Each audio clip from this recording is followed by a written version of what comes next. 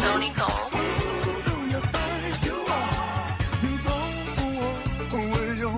Let the band play.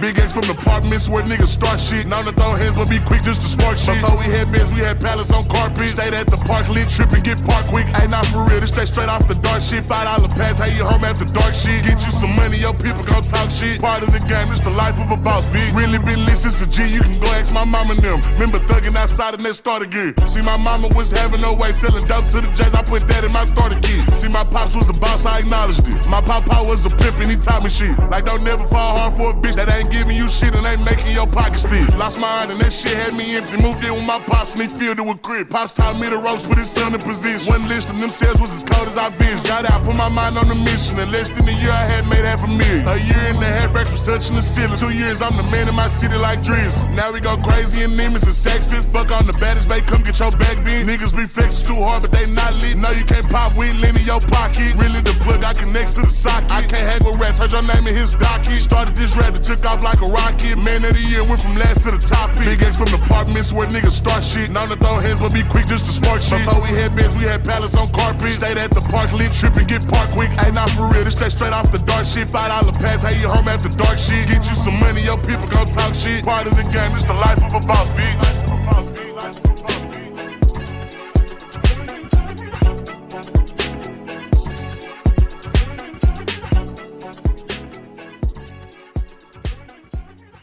Let's do a sound check. Let's make sure everybody can hear me. It's been a minute. What's good? What's good, Tracy Dillingham? I got your message. I appreciate the shout out. I appreciate you looking out for me. I appreciate everybody that was checking up on me. I appreciate it. Let me just do this sound check. Hopefully they heard me. I don't know. I don't know if the equipment is working. I haven't been here. I don't know. Let's make sure. My mic sound nice. How about my camera? Let's do this. Camera on point. Are we here? Let me take my temperature. Let me make sure that I've rise, that I'm here, that I'm arising, that I'm good. Tracy said yes. YouTube, we good over there? Let me just make sure I got my countdown good. Wyatt Live family, we good on YouTube? Wyatt Live family, we good over on Twitch? Wyatt Live family, we good on TikTok? Wyatt Live family, we good on Facebook?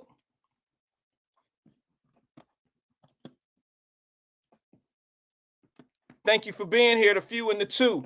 I know I've been gone, but for some of you who know me, my schedule is really, this is the time of year my schedule is really tight because I do audits. There's a lot going on, and then I'm winding down. I've been trying to tell everybody that I'm kind of phasing myself out. And it would be, this is going to be a little touching, to be honest with you. It would be a little bit different if I had daughters who wanted to take over the family business. But in my particular case, I don't have that. I have children who are pursuing their own dreams, their own aspirations, the things that they want to do in life. I would never hold them back. You know, my wife and I had a conversation the other day about parents, I wouldn't say interfering in their kids' life. I think as parents, we should play a pivotal role, making sure that our kids, of course, go in the right direction, make sure they make good career choices and things of that nature. We should play a part in that. But my wife and I, we have different philosophies on how far to push that. I'm a firm believer that you don't really go get a job strictly for the money. I'm talking about a high paying job, like get in a field because they make a lot of money. Because you can find yourself in a field and be miserable and just be making money and just be making money. And eventually you're going to fall off. You're not going to be happy. All right. You might be comfortable, but we get this thing mixed up with money making you happy versus money making you comfortable. You know, some people are stressing about not being able to pay their phone bill. Yeah, that's a stressful situation. That's an uncomfortable situation, an uncomfortable feeling. But there's some people that got enough money that can pay my phone bill, your phone bill, and everybody else's on here phone bill all in 1 month. So wipe out all our phone bills, and they're not happy. They're just miserable. They have a lot of money, but they don't have any inner peace. They don't have anything that's making them happy. Money doesn't make them happy. It just makes them comfortable. And that's what a lot of us don't understand. And that's, I'm gonna talk about that a little bit today, and some other things, of course. But my wife and I kind of have a different philosophy on how far you push your kids. I come from the days of let them be who they want to be. Okay. I don't think there's anything wrong with that. And then I don't think anything's wrong with how maybe my wife see it either. Some of you guys might agree more with my wife than you agree with me. But I believe that you should let your children be whatever they want to be. If my daughter wanted to be something that didn't make a lot of money per year, you never know what that's going to develop into.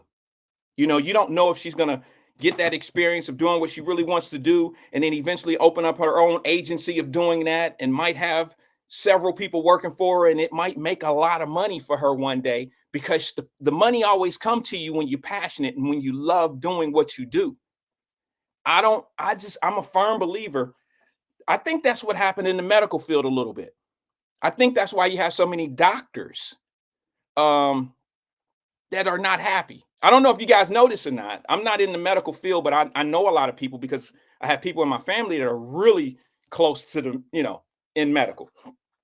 A lot of them drop out of being doctors. Women who become doctors and men, they get married sometimes. You have a household, you have two doctors in the house. Sometimes the lady, in most cases, the lady will remove herself from the workforce of not being a doctor anymore. Now, you didn't went to school for 12, 13, 14 years. Y'all making almost $1 million combined in a household. And they have no family time. They don't have time with each other. They got a bank full of money. They can buy almost anything they want, whatever they desire, but they can't buy this happiness. They can't buy happiness. They can buy vacations. They can buy all of that, but they can't buy happiness between the two of them. And I think it happens with a lot of people. So I'm a firm believer, let your children grow up to be whatever they want to be. Matter of fact, here's why I respect, of course, my wife and her belief. She wants to open the horizons of my children. Like, okay, let them learn about this, let them learn about that, let them learn about this, let them learn about that, let them learn. So you can have all these different options of avenues. That makes perfect sense. But don't push them down where you think they should go. Like, don't push them down the avenue of where you think they should go. That's always been my advice. I mean, that's how I feel. Like, sad thing is, none of them want to be in my field. None of them want to get in bonding. They don't want to get in insurance. They're not big on things like that. They don't want to get into that. So what happens to a company that's been in existence for 20 plus years, has your name on it, but your children don't want to fall in your footsteps, or they don't want to, get into the family business? What happens? And, that's just something that I never thought that I would deal with, because keep in mind, ladies and gentlemen, I didn't have sons. I wanted sons. I wanted daughters. It didn't really matter. But of course, every man wants a son. I don't know if that's, I don't know if that's true, but in my mind, every man wants a son. All right. That don't mean we don't like our daughters. I love my daughters to death. I wouldn't trade them for anything right now. But, the loss not only of your last name, but how do you handle your kids going in these different directions on some things that that you've built from scratch, and your kids don't really want to take it over, or they don't want to, they don't find what you do interesting. They don't find what you do interesting. And I raised them not to chase the money. Don't chase the money, because if you chase the money, you're going to be miserable.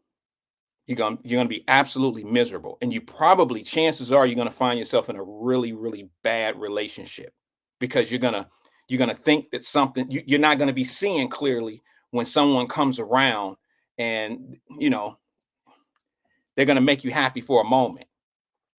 And it's going to just be a distraction. They're really just keep getting you out of what, this element that you've been in. They just trying to, and I don't think they're doing it with malice. I don't think they're doing it on purpose. I just think when you have things that you don't like at your workplace, it clouds your vision everywhere else. And then I think the same thing at home. I think when you have a bad relationship and you're not dealing with things really good at home, that clouds your vision outside your home as well.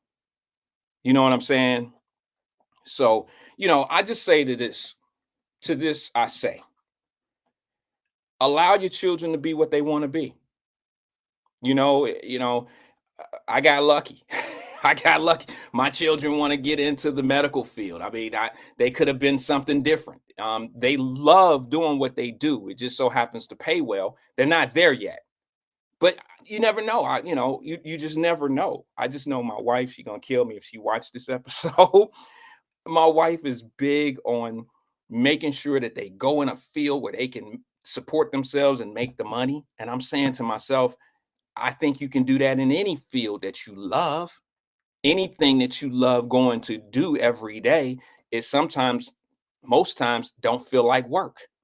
Like, to be honest with you guys, I don't feel like I go to work at all. I enjoy every day of what I do. So, I wouldn't go as far as to say I would do it for free, but let me just be honest and say I've done it for free.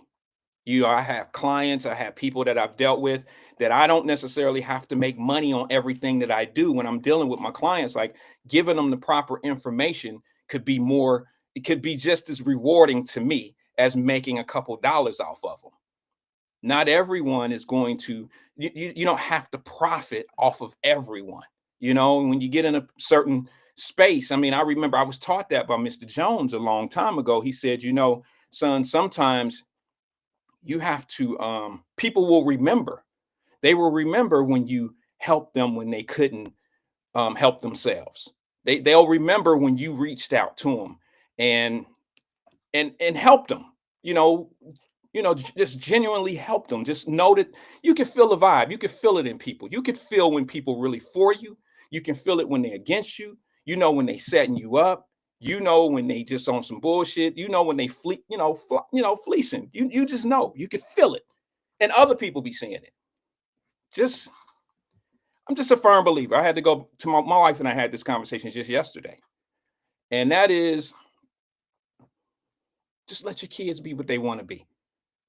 It's one thing we all want our kids to be successful. We all want them to make the money. We all want them to you know, get the things in life that they desire. We want that. Nothing wrong with that. But when you make them, or you try to, force them, or you try to manipulate them to do something. Now, it's one thing. My wife was right about one thing. She was telling my kids about a particular field that they were looking to get into. And you do have to coach your kids. You have to look at things and show them things that you may be prepared for. You've already dealt with it. And that is the future of the industry. That industry may not be around much longer. That industry may be going to the AI. That industry is not as strong as it used to be.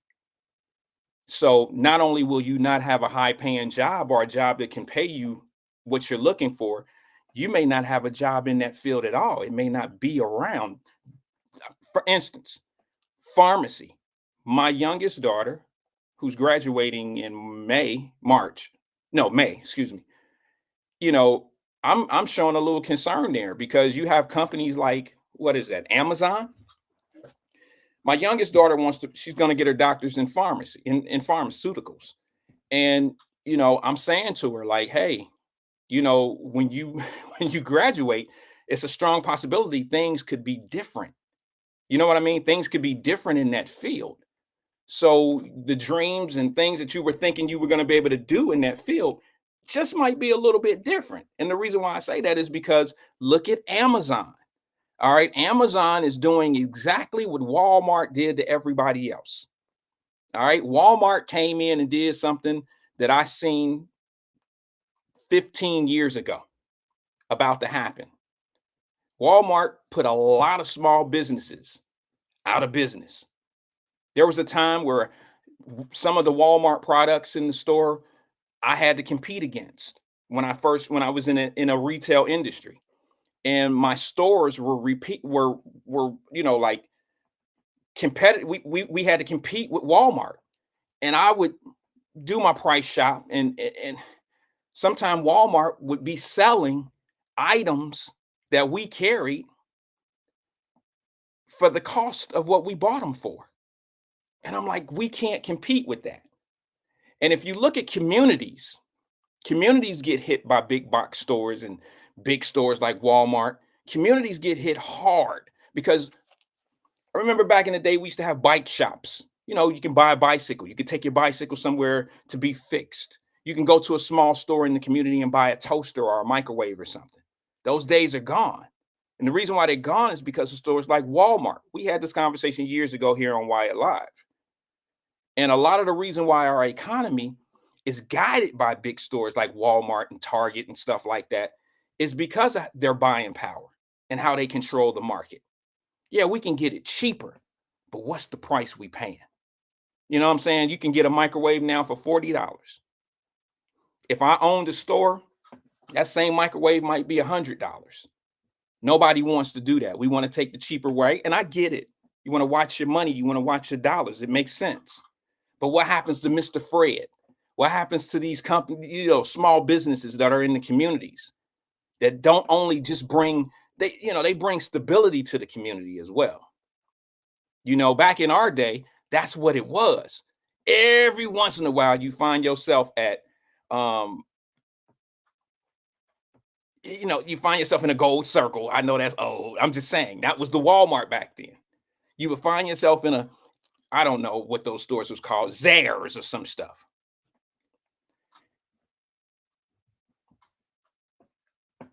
They're hurting us. These stores been hurting us. Those stores hurt small business. And I've had this conversation so many times. I've had it a couple times here on the show, but we've covered this several times in our conversations right here. And until we can control our own businesses, you'll never be able to control your own economy. It's all about how many times you touch your dollar as a community. That's the only way you're going to win any war. You have to become self-sufficient. You can't depend on anybody but yourself. And it all depends on who yourself is. You know what I'm saying? Who are we? Who are we depending on? I don't feel sorry for Walmart for being done the way they're being done right now when it comes down to the price wars and I guess it's Amazon. Amazon is putting a squeeze on Walmart, Target, and all those stores, putting a squeeze on them. And the reason why they're putting a squeeze on them is because, once again, the product is cheaper. It's more convenient. Everything, see, the same thing made Walmart laugh is making them cry right now. Excuse me, let me grab my cup. My apologies. My apologies. Plus, I have my retainer in. I ain't take that. Same thing making Walmart, that made Walmart laugh, is making them cry now. They're putting people out of business. And now they're suffering. Somebody said something about pharmacy. Hold on one second. Because I don't, or was it on my small monitor?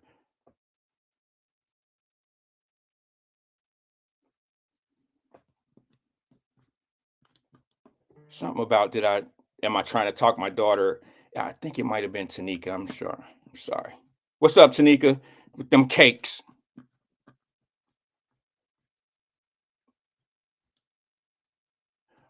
Stephanie Hyde. I'm sorry. It was Stephanie Hyde. She said, it sounds like you're telling her not to go into pharmaceuticals because your fears what might happen. No, not necessarily. I just want to prepare her. I mean, things will be different when she get out of school. The reason why I bring that up, Steph, is because Amazon is getting, I don't know, have you all seen the commercials with Amazon? Have you guys seen that Amazon is getting into pharmaceutical sales? They're already there. They're offering pharmaceutical sales online, just like you order everything else. So what does that do? Well, it might not be that bad. It may not be that bad for the consumer.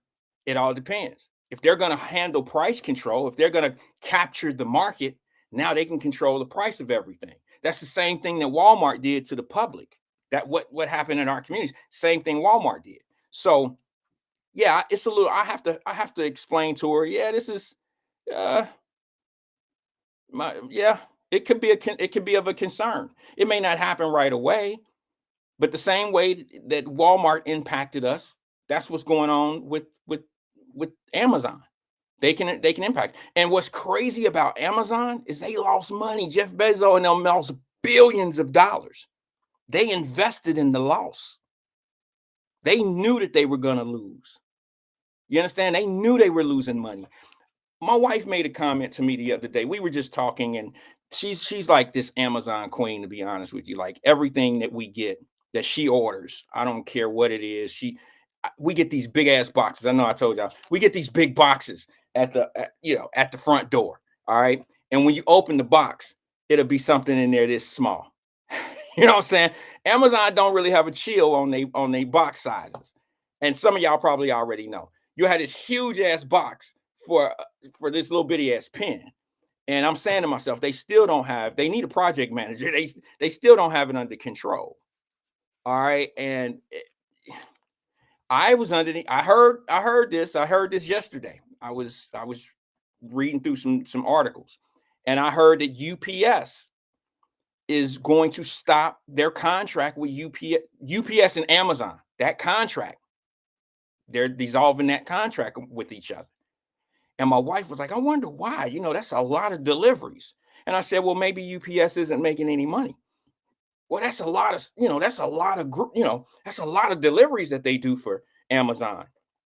And I was like, well, maybe so. But if you ever notice, you say it yourself, those big boxes will have this small pin in it.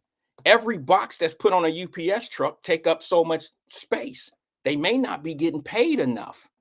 They may not be getting paid, compensated enough to carry those big boxes with such a small item inside of them. You just got to do the analysis. You got to break it down. You got to see if it's worth it or not. You know what I mean? You got to see. Everything that looks like it's making money may not be making money. So every contract may not be just because you do. I remember one time I did something. I did a deal for an organization, and it was like a $5,000 deal, and I was like, yes, this was early in life. Don't judge me. This was very early in my business life, my entrepreneurial life. It was one of the biggest deals I've ever had in my little short time of being there, and I got a $5,000 deal, and I thought it was it, and it ended up costing me about $5,200 to do it. By the time by the time it was said and done, my breakdown, my cost factors, and things of that nature didn't cover some of the things that I needed to cover. It didn't cover accidentals. It didn't cover some shipping. It didn't cover everything. Now, I've always been pretty good at putting my numbers together, but you just never know where you are sometimes in certain deals. So you don't leave that era. You don't know how much it's going to cost you in era. So sometimes those big deals are the big number deals. The margins, the profit margins are so slim that one mistake could break you even, or maybe even make you fail, not fail the order, but you may lose money. And some of us small business owners know exactly what I'm talking about. Now you end up doing a $5,000 order and it costs you $200. Not out of your profit, but it costs you $200. I've had some situations where I hired some family members, and I shouldn't have said that part, but I've hired some people and things didn't work out. They ended up costing me more than if I would have hired somebody and paid them less. You was just, just spreading that love. All right, let me move on, man. Let me move on. Couple things, bro. I want to thank those that reached out to me while I was in Philly. Now, I'm going to tell you something that happened to me that was very scary. I didn't realize there was a plane crash in Philly until I got to the hotel. I literally walked in my hotel and this plane crash happened. I didn't know about it. So I get to the counter. I was telling a friend of mine today, I was telling them what happened. I got to the counter, and the lady checks you in and everything was somewhat in a panic. I didn't understand what was going on. I noticed that everybody was, ripping and running, and there was a lot of chaos going on in the hotel lobby. And I didn't get it. I didn't know what was happening. And the lady asked me if I planned on going anywhere anytime soon. If so, they have a car service, but Uber was shut down. You couldn't, they closed the city, and it makes sense to me. It makes sense because when a plane goes down, I would say you might want to look at 9/11 as an example. Remember when the first plane hit the building at 9/11 on 9/11? And what was it? 20 minutes later, 30 minutes later, another plane hit the other building. I'm like I tell my kids, if you see a fight, you see some chaos, you see something going on, don't run to it. You'll see it later. I promise you. You'll see it on YouTube. You'll see it on social media. You'll see it. Don't worry about being there and witnessing it. Don't do that, because you never know what's going to jump off. You don't know the repercussions. You don't know what's going to happen over there. So I wasn't eager to try to go to northeast Philly. I wasn't trying to get down there and see a disaster. That's not in my that doesn't really draw me in. I wasn't interested. I could watch it on the news like I was watching it, and it's kind of scary because it affected that entire area. I mean, it affected. I'm talking about affected everybody. You see people. There was a lady in the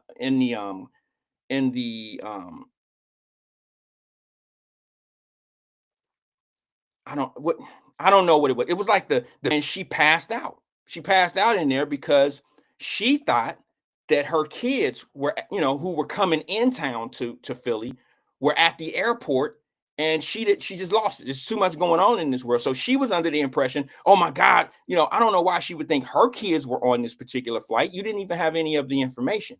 But they said she passed out through to some type of anxiety attack or something. And I mean, that's just how things can affect people. Just the thought that your family could be hurt in something like that.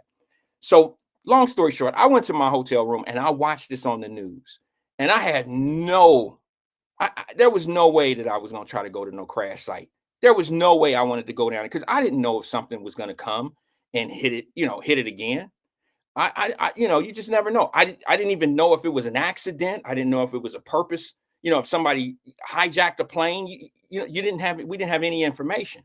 So you get on edge because you kind of brace yourself and you say to yourself, okay, shit is happening around here. I hope I'm not part of it. And I really wanted to come home. I really wanted to come home like right then and there when I heard about it. But guess what? I knew that I had to take a flight. Now imagine what that must feel like. You feel like planes are crashing, and the only way that I could get home, like right now, is to take a flight. And they shut the airports down. If I wanted to leave, I couldn't have.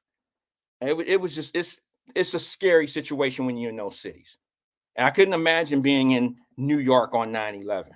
That had to be crazy. But yeah, this is the closest I've ever been to an actual crash where the city is in an uproar, the city is in a panic. It's not a comfortable feeling at all. Prayers to those families, man. I know in that particular case, there was, I think, two doctors on a plane. There was a little girl who was already a medical patient. She was already a patient, and then she had a family member as a chaperone with her, and then of course the two pilots. And I guess they're doing the investigation on that right now. But the little bit of the little bit that I know, it just doesn't sound good. It sounds like there must have been some type of error. I can't imagine how a plane will go up in the air and stay there for 30 seconds. And I don't know if you guys, I'm sure everybody here has seen the actual footage, but to see a plane come down like a rocket, I don't,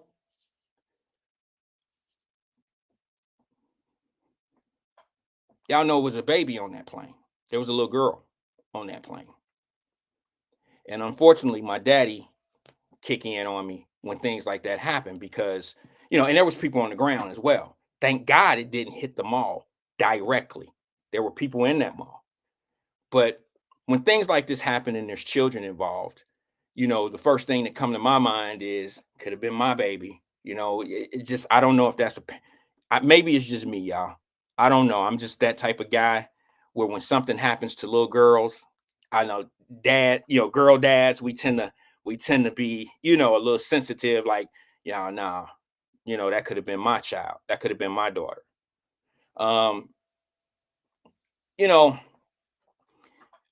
the little bit of experience that I have in aviation, I have a little bit. I really do. Some of y'all know that because you've been here with me, and you know I go over to the grounds, to the air, to the the air grounds, and I do what I do, and y'all know what I do. So the little bit that I know, I'll give my little small opinion. This sounds like, to me, in this particular case, it sounds like something happened on the plane that caused it to go down without this is not aviation. This is not like this is not a communication problem. This is none of that. This is something they're going to find.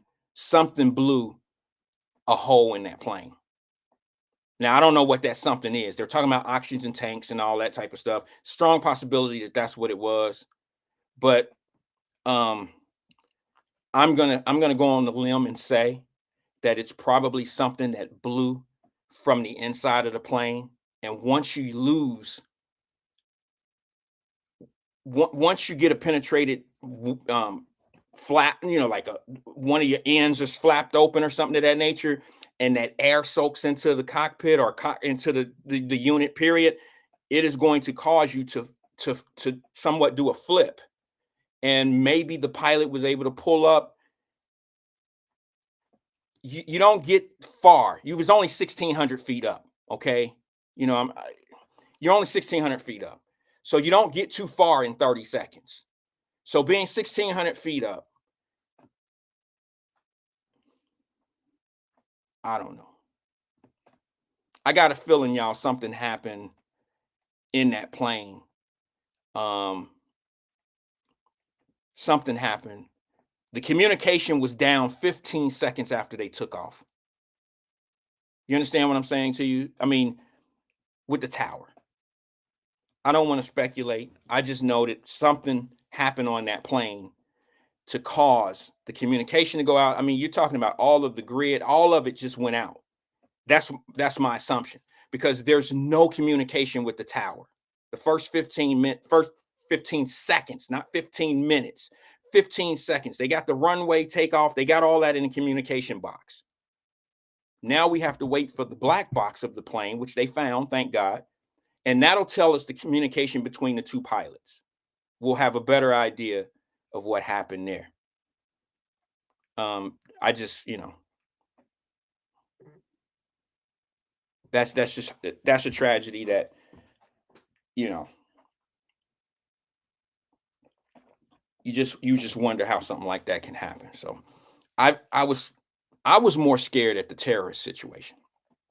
I was hoping the guy, before I knew what type of plane it was, who was on it, and anything. When I was at the hotel, I was just thinking, "Oh my God, I hope they're not hitting Philly. I hope this isn't one of them things," because Philly is bright right now. Philly is bright right now because you have the Super Bowl coming up. And I would think, quite honestly, that if there was going to be some type of terrorist situation going on, or somebody wanted to make a point, that you would use a highlighted or some type of profiled city at the time. And with Philly being a Super Bowl team, you may want to mess with the economics of the Super Bowl. You want to try to frighten people to go to the Super Bowl. So you start hitting cities that are involved with the Super Bowl, and it make people pull back from going. That ran through my mind. So hell no. And what was scary for me personally is the building that I'm in, the hotel that I was in. Most planes, terrorists tend to hit buildings that they can have impact. They can have financial impact. They can really, you know, make an impact on how much media is covered. So yeah, look, bro, I had to take a long walk. I took a long walk. I probably haven't. I was scared. I was scared. I was scared to be there. Scared to be there, and it messed my mental up because I had shit to do the next day. I had a presentation. I had to get work done. And how do you have a real, how do you have a real productive work day when you have things like that on your mind and you looking up trying to make sure some things aren't going to happen? And that's how it was. So my trip to Philly was productive. However, it wasn't fun. It wasn't I didn't have a good time. I didn't, you know, I went to dinner in Philly that night and felt like I had no business there. Felt like I had no business there, man. So those that reached out, I want to thank you. I appreciate it. Some of you right here, family, reached out, wanted to make sure I was okay. I talked to a few of you. I was on the phone quite a bit. Thank you. Y'all distracted me. I appreciate you having those conversations with me. It helped me not think about things. And when things like that happen, the first thing you do is you look for your family. You want to find where your people are. Where, you call your daughter. My daughter's in Nashville. Everything cool? Yeah. You start looking for your family, and you want to make sure they all good. So that all being said, I'm glad that that many people weren't hurt. I'm sorry about the 7. I'm sorry about, like, there was like 12 or 13 on the ground that got injured, and, I pray for them as well. Hey, last night, I'm not a big TV guy, but last night they said, was it the Grammys? Yeah, it was the Grammys, right? The Grammys was on last night, right? Did you all I didn't watch it, but you can't help but see what happened. Did you all see what Kanye West did with his wife? Did y'all see what Kanye what is wrong with Kanye, bruh? Ladies, this conversation is not for y'all, okay? This is for my fellas. Fellas, does this brother know what marriage is? I don't know if he's married. I think he's married to this young lady that he's with now. But I know his last wife was what? The Kardashian girl? Kim Kardashian? They were married, right? You know how he met her. Like, you knew what she was about. You know how she became world famous. The videos. What was the guy's name that she was? Ray J. So you marry the woman. It's almost like marrying, to me, it's the equivalent of marrying a porn star. I guess some guys are okay with that. Fellas, are we okay with that? Are we okay with that? Let me see. I'm trying to find this video real fast as I speak. So give me 1 second. Let me get in the right area, and then I can keep talking. Are we okay marrying a woman that is in the open like that? Kanye obviously is. And the reason why I know that is because of how he's treating me. I mean, he should have, I can't judge him. I shouldn't probably say this, fellas. But why would you marry a woman that you know is that way out here in public like that? And I mean, on videos and all this old stuff. And it was constructed. They put that together so she can get the clout. Why would you want to marry her? I don't get it. We've had that conversation before. Let me see if I have this clip real fast. I didn't yeah, there it is right there. I didn't see it live. I don't watch the Grammys. I think the shit is all rigged. I think it's controlled by the industry. I think the big companies buy, they purchase wins and losses, and they control who's going to be the star and what's going to do this and this and this and that. Shout out to Beyonce. I know one of those country songs, Texas Hold'em or whatever it is called. I mean, they play it on the radio. I've heard it a few times. I don't know if it was the album of the year. How would I know? I don't know any of the country. I know, what's that one dude, Jelly Roll and all them. Is he country? I know them guys. I mean, I could think, because I've seen on TV. I see them on TV and I see them perform or whatever. But you got to think strategically. It makes sense to let Beyonce win country album of the year. I mean, I don't know if she sold enough copies. I don't know. I'm just kind of speaking out loud, thinking out loud. How could she win country album of the year? I've only heard one song. Is the album hitting like that? Where are my Beyonce fans? Okay, ladies, y'all back in the conversation. I'm just curious because I think Beyonce is gorgeous. I think that she can sing well. I think she can dance. I think she's a great entertainer. I'm not a Beyonce hater, but I got to be honest and say I'm not a Beyonce fan to the point where I'm going to buy her country album and I'm about to battle on her behalf that her album is just the bomb and it should win album of the year. So this is a little bit more ammunition to how I think the Grammys do what they do. I just think that they control who wins. And it's probably been like that ever since I can remember. But that all being said, man, Kanye. Kanye, bro. This is the video here. He shows up to the red carpet with his wife. Now, I got a little bit more information. I hear that they weren't even invited. That Kanye and his wife got kicked out of the event. Now, I'm not big on talking about superstars and stuff like that. I just need to know where this brother, because y'all call him, some people call him a genius. I don't call him a genius. I don't think Dr. Dre is a genius. These guys have sampled other people's albums and put shit together to sound good. I guess you can call them good, smart at what they do. That's not genius to me, but that's just my opinion. But I heard that they kicked Kanye and his wife out because they weren't really even invited. And when he shows up, he pulls a stunt like this.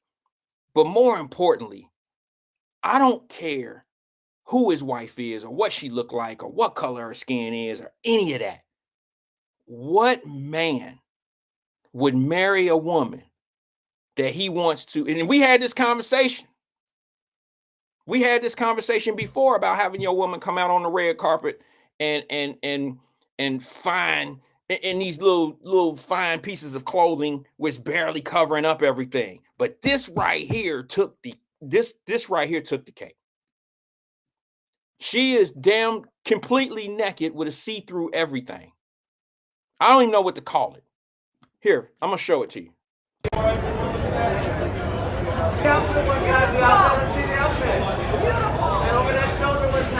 the shoulder!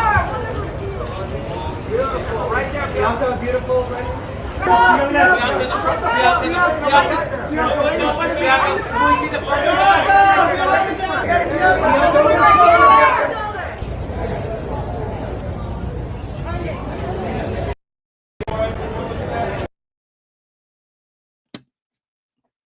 How could you be proud of that? How could like, as a man, I'm offended. As a man, let's leave my daughters out of it.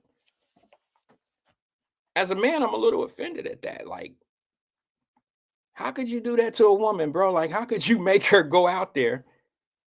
What's her name, Bianca or something like that? I thought I heard. How could you let that woman? That's your wife, right?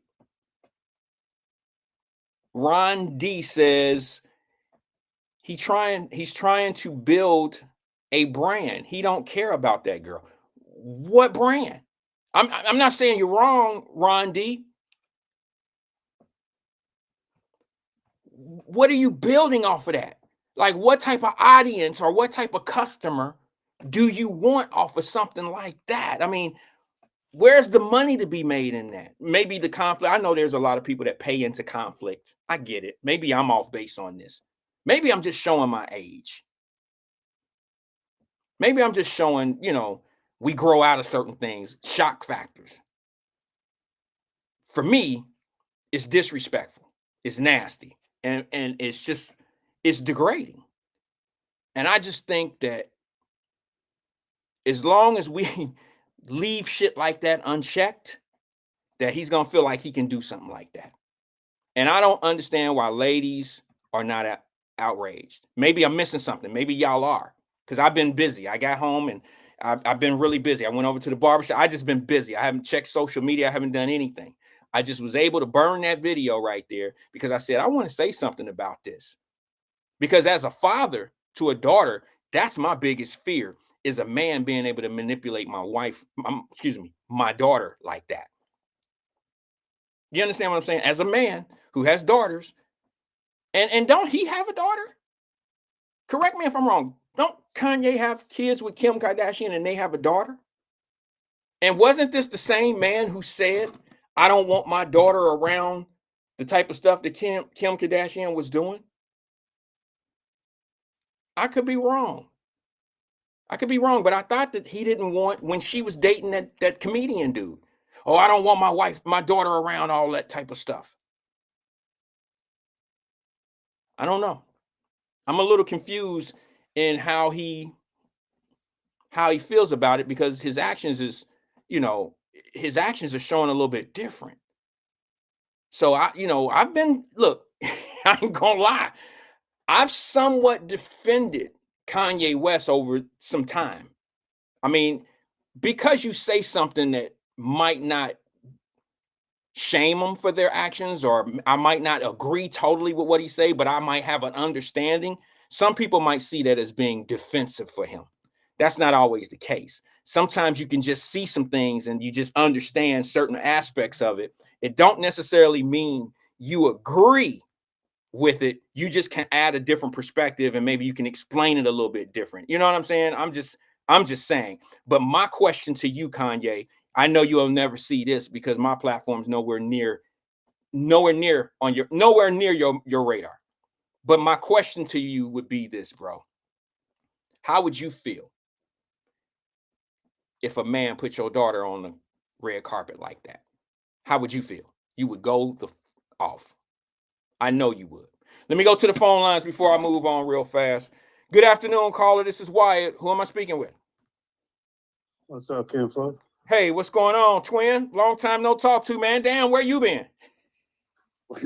Welcome back, man. Thanks, man. Oh, before you say anything, twin, let me just say this to the people real fast. I forgot to say this. At the beginning of the year, remember when I told you guys I was thinking about going to like Monday, Wednesday, Friday? Because of my scheduling, and I've been off for a week, that was the reason why I had to kind of cut back on the show, because my travel schedule at the beginning of the year, where I do the audits for my company, it's tough for me to do a show every day, especially at 1 o'clock, because my schedule, I'm usually traveling and time frames are a little bit different. Getting here at 1 o'clock each day, it's already tough to do that. But when my schedule is what it is now, it's almost impossible. So that's why I propose maybe going every other day, maybe a Monday, Wednesday, Friday, just for the record. So I'll let y'all know that, because I know Twin about to start tripping and shit. And I ain't, I know he about to ask me all this old stuff, what happened, I was missing and all that old shit. I wanted to explain why I was looking to, minimize the show time or show dates. That was Rick. What's up, Twin? What's on your mind, bro?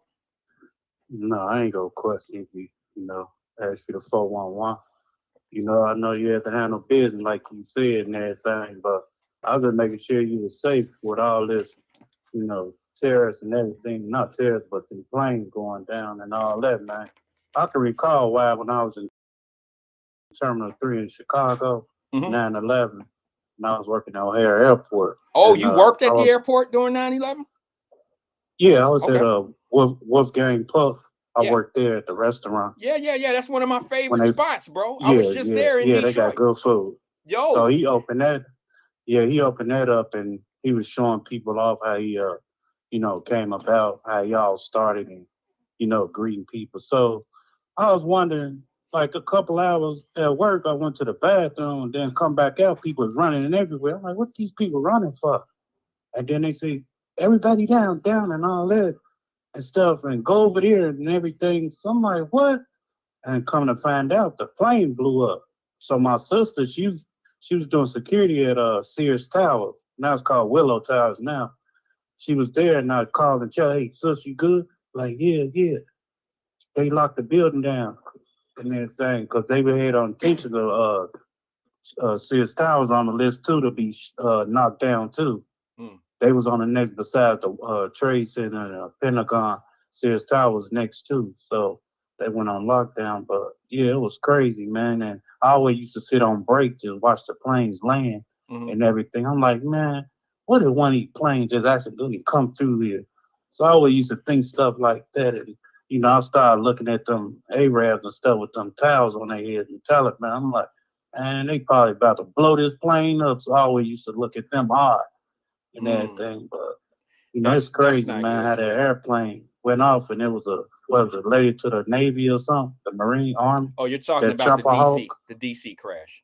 That's the thing that's going on. I don't think a lot of people understand how busy the skies are. The skies are unbelievably busy. You're talking 3,000 flights a day. That's a lot of flights to go in about 15, 16 hours a day. That's a lot. And in that DC area, bro, you talking about DC, Virginia, Maryland. That's just a lot of traffic over there. And you really got to have your shit together over there. I mean, air traffic controllers, bro, it's not a doubt in my mind. I understand clearly why they burn out. It's a very stressful job. It's nothing that I would ever want to do. And I look up to those. I got some bad stories. I have a serious bad story about air traffic controllers. on a trip that my wife and I went on. It wasn't a trip. It was actually, we went to a fight, and it actually happened. And I've told that story on this show way before this even happened. And it was because what happened because the air traffic controllers were on strike. And now they got scabs. That's what we call them in sports. You bring replacement players in, you replacement people in to do those jobs, and anything can happen. You know, when you have people in there that don't really, don't get it, hey, you're gonna have some problems. And we had a problem on a flight, a real dangerous problem on one of my flights one time.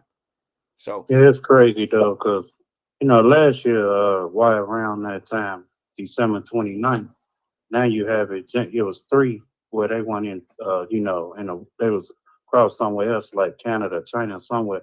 It was three that hit that same day. Now you had two hit in the United States on the 29th of January. So man, and then you had the pilot and everything. Before he got on there, he was drunk on one of them. So I'm like, man, it's crazy. Something ain't right here. I don't know. I don't know, man. What is going on? What you said what you about mean? Kanye? Yeah, I don't know. So he try to bring his clout chasing back up. I don't know, man. But I don't think nothing wrong with it. What? No, I don't think nothing. If me and my woman agree, like my 40th birthday, my girl, she had on a fishnet. You can see all that monkey and everything. Oh, okay. Well, Wide open. And so I agree. I said, you cool with this? And then she's like, yeah, I'm cool. You cool? wait a minute. You put it out for? Hold on. Huh? You put the outfit out for? Yeah, I picked it out. Oh, damn. I picked this. I picked the fishnet. I didn't know she was gonna wear that, but and then I picked the the 2-piece out, and then I'm like, you about to wear the? She said, I might get hot when I be drinking. I'm like, so you just gonna go in there with the fishnet? I'm like, okay.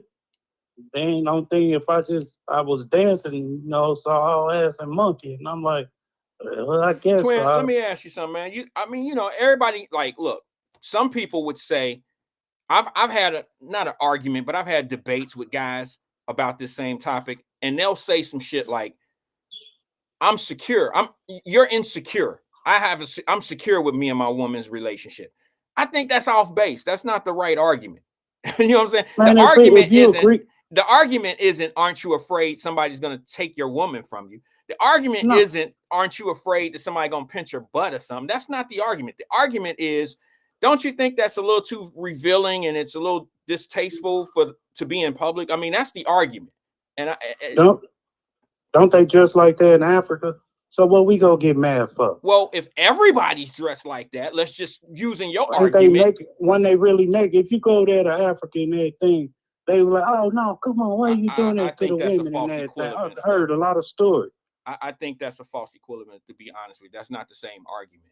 Yeah, if that's your culture, if your culture is to dress a certain way, like like that, I don't think they see that as being skimpy. I just think that you have rules of culture here, and I don't think it's appropriate. And I think it is. Go ahead. I'm sorry. Well, I feel like this. If you and your spouse or whatever agree to it, I mean, ain't nothing wrong with it. I agree. Just at the end of the day, just like I'm on the dance floor, you my girl, and I'm dancing somebody else. You can't get mad because we made a commitment, whatever. No.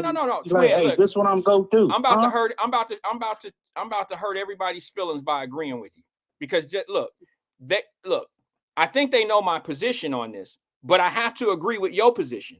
If you and your woman agree to what y'all want to do, if y'all in agreement, I'm okay with y'all being in agreement. Okay. But I'm not it's gonna not send right. my girl out there. Hey, put your clothes on. No, it's not like that. We're in agreement. Like, hey, babe, I don't feel comfortable you doing it. You got these guys I go be looking. No, if she feel comfortable, I feel comfortable. Why I'm gonna get in my fees for? Well, that's where I agree with you, because you're not in a situation where you're not in a situation where your woman want to do something that you're not okay with, or you're making your woman do something she's not okay with. We all get that. We get that, bro. We're talking about, what about the children that are around? There was kids. Ain't no children if I'm going to a dope party. But wait a minute, you just said that you were okay with Kanye and his wife doing that. There were children there. But there were children there. Kids. I got kids too. Okay. Okay. But okay. All I'm saying What to you, kids was bro, there is at the Grammys? everything that you're allowed to do don't make it right. I know we live in a land of free, but Well, that's your freedom. Some people don't like your podcast, but do you care? No. no, I don't. You But keep that's on not the moving. same. Okay, That's then. not the I don't care same what your thing. opinion. That's not the same thing, though, bro. Because they Man, have a life choice. is life, Look, man. let me just say this to you. I'm gonna use your logic. I'm gonna use your example. You're right. Everybody that watch my podcast don't like that podcast. But to me, I say to myself, well, why are you here? Here's the difference.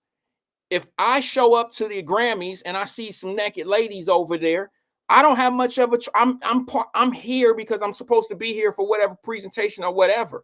I shouldn't have to enter a room and live in a in this type of around this type of disrespect. That's just two different things. I have you're not leaving me much of a choice. I have a job to do, and your wife is over there naked. I mean, what am I supposed to do? Quit my job or not be participating because of some foul shit y'all doing? It's called move around. Move around. If you don't Okay, feel all right. if you don't feel comfortable, move around. All right, You can't check nobody. Hey, man, tell your girl to put on her jacket. Cover up, Okay, man. It's me. look, man. No, Like you I can't said, do that. brother, I don't disagree with you fully. I just I think know some people don't agree and how you stand on it. Like, no, I wouldn't set my wife up. Like, I understand all that. no, I'm that not ain't no even my dummy. argument. My argument isn't No, why I is he know make. some people in the chat or something saying crazy stuff, but that's just part of the twin. That's what I'm gonna do. If we got agreement and commitment on something, okay, baby. Hey, you know I'm a dance. You know I'm a dancer. I'm gonna get out there 2 steps, baby. You know I'm a dancer now. But at the end of the day, y'all still gotta come home to you, mom. Okay, So hey, do this. I mean, we gotta agree, man. I won't but be no you would be disrespectful guy, okay. cause, You'll 'cause be you know okay. I'm twin. She Yeah, know yeah. me. She know I get out and everything else. She know how twin is. So But I'm now not let gonna me be ask you, twin. Let me ask you this. uh I promise this is my final question, y'all, on this topic. I just want to kind of, Go ahead. everything is not just for me and twin. It's like we're spreading, somebody out there might be on the same exact frequency of twin right now with this argument. My question to you would be the same question that I would have for Kanye West, twin. You have daughters, right? You said I got a daughter? You have at least one Yeah, daughter, don't you? I got two. Okay. Two. How would you feel if you went to the mall and you seen your daughter and her fiance or husband or her boyfriend walking through the mall and she was just like Kanye's wife? How would you feel about that? Come on, man. Wait, is that different? It's different when it's wait. I'm just saying. And see, I was trying not Get to the go there thought I because do. I don't want to be that disrespectful person. I don't like when people, like I don't even want to imagine my daughter doing some shit like that. So why is it okay for somebody else's daughter to be? Wyatt, stop playing, See, man. you can't Stop even playing with stand it. that You can't even bombing stand it. question. Hey, stop bombing with that question, man, because you already know what's the demo on that one, man. Stop with that. Man, it's a different ball game, man. It's two different leagues, man. I said my one. Now you had to put the daughter in it. No. Player. My thing was this, bro. It's not. I understand what you're coming from. But the other thing I is this: understand. it's the mental. It's the thing that Yeah. you okay with a dude being able to manipulate your woman, or you cool with your daughter being with a dude that'll allow her to be out there like that. And see, here's the thing. I remember, twin, when people got mad at me when I said, I can't believe that, what's the football player name? Wilson. Russell Wilson is allowing his wife to be out there dressed like that. And people got mad at me because they were like, what do you mean he allowing her to do that? And I'm like, whoa, as a man, I don't want my wife dressed a certain way. It's a disrespect to me. It's not me. And people try to say, oh, you're just being insecure. No, it's not a matter of us being insecure. It's I didn't marry you to expose yourself all like that. You see what I'm saying? I didn't marry you to be able to put you out there like that for you to be looked at like a piece of meat and all that. Look, that's just not what it is. So now the argument is still the same for me. And that is, why would I want my daughter out there looking like that? Why would you wouldn't want your daughter out there looking like that. So why is it okay to put somebody else's daughter out like that? Yeah, I understand. Because Okay. she got a lot of DM and baby daddy called like you a hoe and all that when he seen the picture. Man, it was crazy. I think my so now he's gonna treat his wife like what he said he didn't want Kim Kardashian to put his daughter around. I'm saying my 40th birthday, my baby mama got a lot of DMs for that outfit and her baby daddy inbox that'll turn you a hoe and all that other extra stuff, but dressing like that. I said, whoa. Okay. Like, Well, man, let me he just say mad? this, man, just on the ladies' Huh? behalf. Let me say this on the ladies' behalf, okay? From a man, from a man. I firmly believe, okay, this is a little bit off the topic a little bit. It might veer off a little bit, but there's a difference between insecurity and respectful, you know, behavior. Um, I'm a firm believer. You just mentioned something about DMs and being in the DMs and all that. I'm a firm believer that a woman will not cheat on a man if she has his heart. Women just, it's a different situation with women. I That's just true. I just don't think that a woman that's deeply in love, and I'm talking about a man that's treating a woman right, has her, she feels special when she's around him. You know, whenever I hear a man say a woman ain't shit, she cheated on me, I hate to say this, fellas, and I know y'all about to give me a hard time. I always look at him and be like, I wonder what the fuck he then did. Because in most cases, I would say the high majority of cases, the only reason why women cheat is because they don't feel wanted. They don't feel needed. They don't feel loved. They feel Yeah, displaced when they're that's true. around that person. Men will That's cheat true. just because they get an opportunity happens. That is just a cult. I don't want to say it's a regular thing. It's not regular for all men. I'm just saying it's not because like a man will cheat on a good woman. It's hard to Yep. find a woman that's deeply in love with a man. He's providing, he's doing everything he's supposed to do. If I had to bet who gonna cheat first, my whole check going on the man. He gonna Yeah. cheat. You know what I'm saying? I just think that, so I could see how Kanye might not be threatened by his wife dressing like that. Somebody gonna come take her. All that old shit. That's not the argument, though. The insecurities and all that. That's never the argument. It's the disrespect that he's showing for his woman by putting her out on I call it the track. See, the shit look like the track to me. And I know you know what But that is. So, all right, what else you got there, yeah, twin?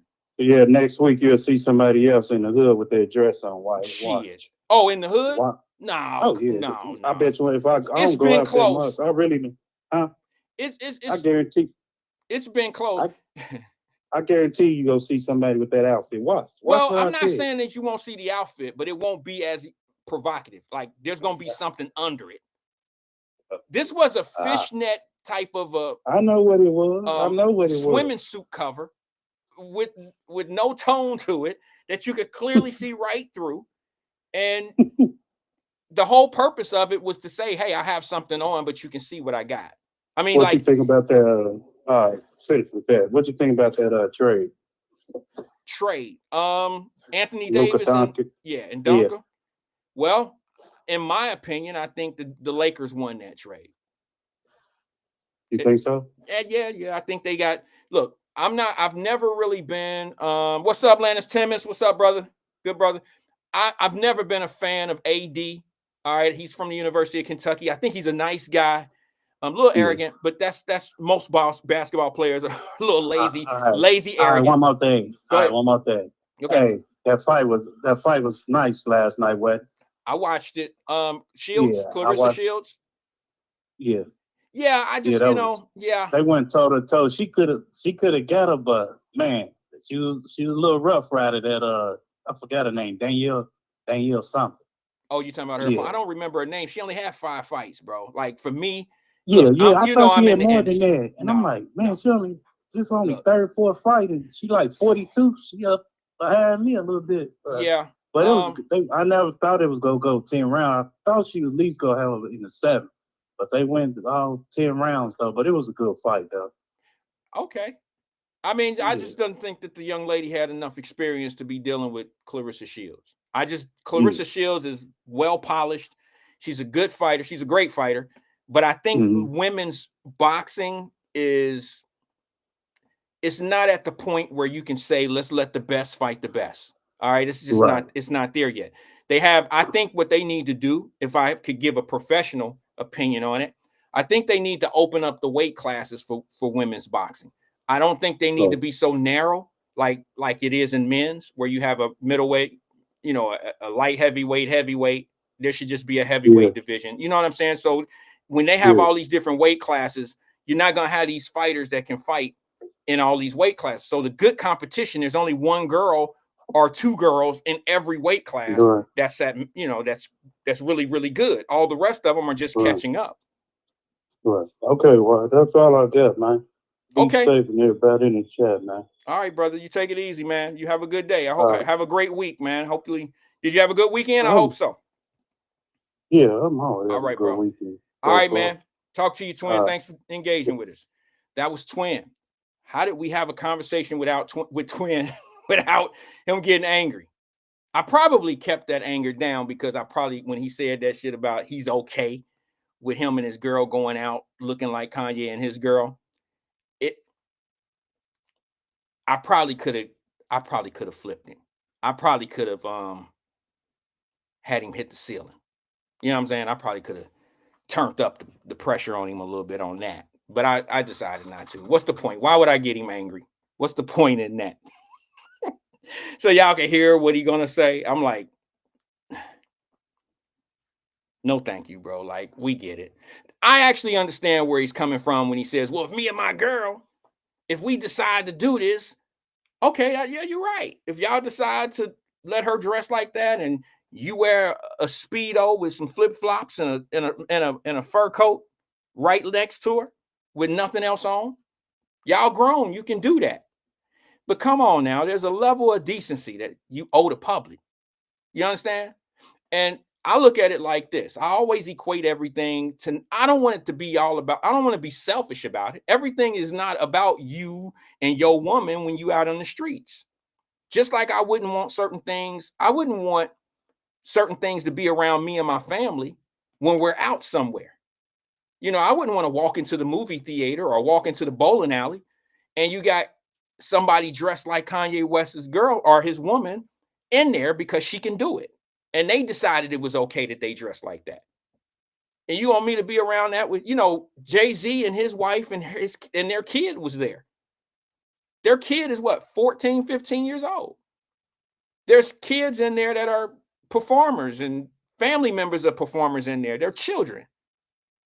You really think it's okay for a woman, a grown woman, and to walk around like that? Ladies, I don't know why y'all not outraged. There should be some serious blowback to that one because that set women back 10 years, a decade. At a certain time, when we gonna stop blaming the man? Why is she even with a dude that'll make her do some shit like that? I'd go out on a limb and say it probably wasn't her idea to do that. Anybody with me? Or y'all think that she's the mastermind? Y'all think she probably was at home and they was chilling and she said, I think I want to wear something like this with nothing under it. First of all, I'm gonna be honest with you and tell you, I quite honestly think that she's scared to death. She don't seem to be, she's either medicated. There's something going on with that young lady. She's not all the way there. She's not all the way there. He either got her. I mean, keep in mind, guys, I hear things and see things. Kanye has a grip on this young lady to the point where he has gone on video and had sexual acts with this young lady so it can go out to the world. Somebody explain to me what's the benefit in that? I don't get it. I don't get it. I don't know what, man. Is that a power trip? Is that something that makes him feel like a big guy, a big man? His ego is really getting the best of him. I don't know. I don't know, bro. I don't know. Is that something that is he trying to send a message of how he has it and that's how we should be doing it? Like, let's be honest. Like, I don't see that as being something that I would ever, I don't, that doesn't motivate me to get a woman where y'all so cool that she can come out looking like that and doing that. This goes back to the conversation that we had when Russell Wilson had Ciara and he was okay with her looking a certain way. And when we said something, when fellas said something about it, like myself, I got the business. I remember my sister, wasn't Alethea? Wasn't Alethea on me? My own sister came in and told me, what do you mean allow her to wear that? I wonder if you think that same thing right now, sis. Do you think that Kanye West, let's say he didn't even want her to wear that. You think he should have allowed her to wear that out? What? Maybe it was her idea. Maybe he was sitting over there with his hands folded like this for a reason. Maybe he told her, don't take that fur coat off. The deal was you can wear that, but keep that fur coat on. Let's try. Let me see if I can do this again. Let me see something. I'm trying to get facial reactions from these folks. It looked like Kanye's the mastermind in this one. Kanye knew what he was doing. Check it out. Let's see the outfit. And over that shoulder one time. Over the shoulder. Beautiful. Right there, Bianca. Beautiful. Right.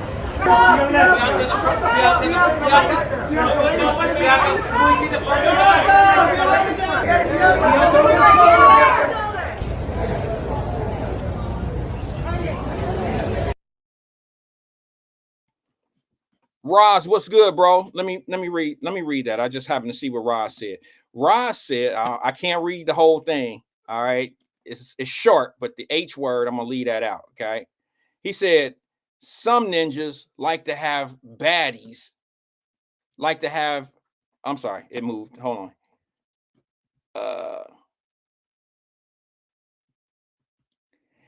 I'm sorry, I had to catch up with it. He says some people, some guys like to have the baddest ho ho ho. All right, I don't like calling women that. I'm just reading what his message was. Let me say something to that, brother. You already know the answer to this, man. That's not how you display the baddest woman in the building. All right. It shows a lot. It says more about you, how you treat other people and what you expect from other people. You display who you are. When you do something that classless, that tasteless, the baddest woman in the building is not the one that you can see who has the biggest ass or the biggest chest. That's not the baddest woman in the building. The baddest woman in the building is the classiest woman in the building. The one who you can see moving gracefully. Now, this is just my old ass talking. The classic. I'm gonna tell you one of the most, y'all gonna trip out. I know y'all, it's some haters in the building. Y'all, but there's some dudes that know what I'm talking about. Let me tell you who one of the classiest women were in my life. I'm talking about just like on some star type shit. I don't know if y'all agree with me on this because men look at looks. As a young man, you look at looks. One of the classiest women in the world to me was Cicely Tyson. Okay? Cicely Tyson was my God. Cicely Tyson was not the type of person that you would say, oh, she's so fine. No, Cicely Tyson was classy. And she was just like, she was just like, I don't even know how to describe it. She just carried herself in such a way that pull up Cicely Tyson, somebody pull up Cicely Tyson. Y'all know who I'm talking about. Some of the younger people don't know who Cicely Tyson was. All right. Cicely Tyson was it for me. Like, I didn't have this crush on her. I just thought that she was so elegant. You understand what I'm saying? She just had this elegance about her that was like graceful. She wasn't, the only time she was angry is when she was playing an angry woman on TV. You know what I'm saying? A role. But she always, what was that? What was the movie? When she played Queen? Remember when she played Queen and Bumpy Johnson and all that other shit? I know that's a make-believe movie and this and this and that, but that was a real person back in the day. But that's the reason why she played Queen. Because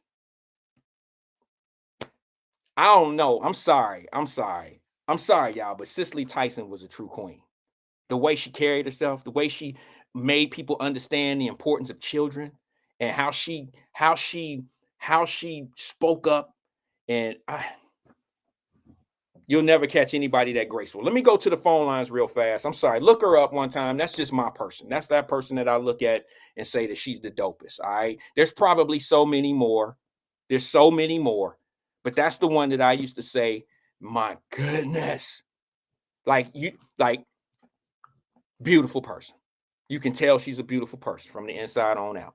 Good afternoon, caller. This is Wyatt. Who am I speaking to? It's Black Russia, Wyatt. How are you? Hey, Black Russia, man. Hey, before you go on, I want to thank you. I want to thank you for reaching out. You're one of the people that reached out to me. And I shouldn't say all of this because I don't know. You might be calling me to disagree and be fussing and cussing Nah, at go me. go ahead. I think I know what you're talking about. I wanted to thank you. Sorry, I was drinking. For reaching out, man. You wanted to make sure I was safe, and I was, and I thank you for that. I appreciate you reaching out and making sure everything was Gucci. Thank you very much. Yeah, no problem. I kind of, I'm a social media guy to an extent, so I kind of see what's going on. And when I saw what happened in Philadelphia, I thought about you, and I just wanted to make sure that you were cool. And so I'm glad you're okay. Yeah, and you know what, man? I'm gonna be honest with you. That happened before I didn't even know something had happened in Philadelphia. I just happened to be going on business, and I put out, I'm checked in. I do that because I like people to know how I'm moving and what I'm doing, and because I bring it back to the show sometimes, or when I'm on other platforms, we talk about how things are moving on purchasing land and things of that nature. I brought that up. I mean, I put my location on and didn't even know. I'll be honest with y'all.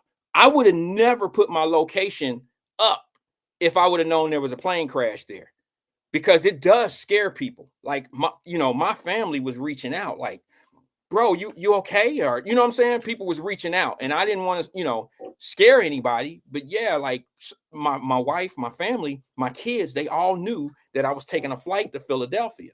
No one knew that it was a charter flight that fell out the air, that crashed. No one knew Right? that. Yeah, you don't know initially, Yeah, right? you didn't know. So, yeah, the good thing is I had just texted home saying, "Hey, I made it. I landed. I'm good. I'm about to take an Uber over to the, to the hotel and blah blah blah." I tend to do that. I keep them posted on how I'm moving. Plus, my location is on my phone for them so they can keep up with me.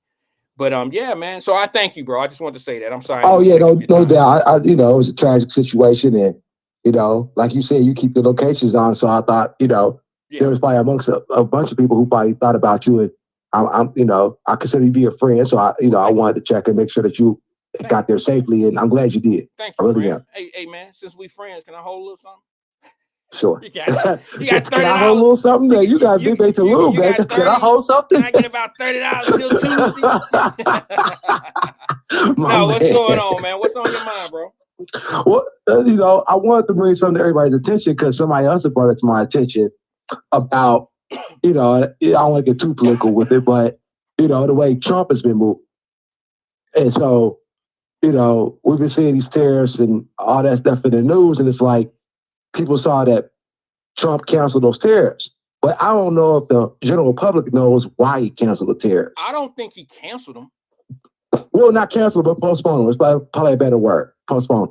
Right. He delayed them. Right. Okay. Go ahead. I'm sorry. I just wanted to. No, I was going to say I don't really know if the general public understands or knows why he delayed the tariffs. Well, and the simple fact was because Mexico, to a certain degree, met his demands, at least right now.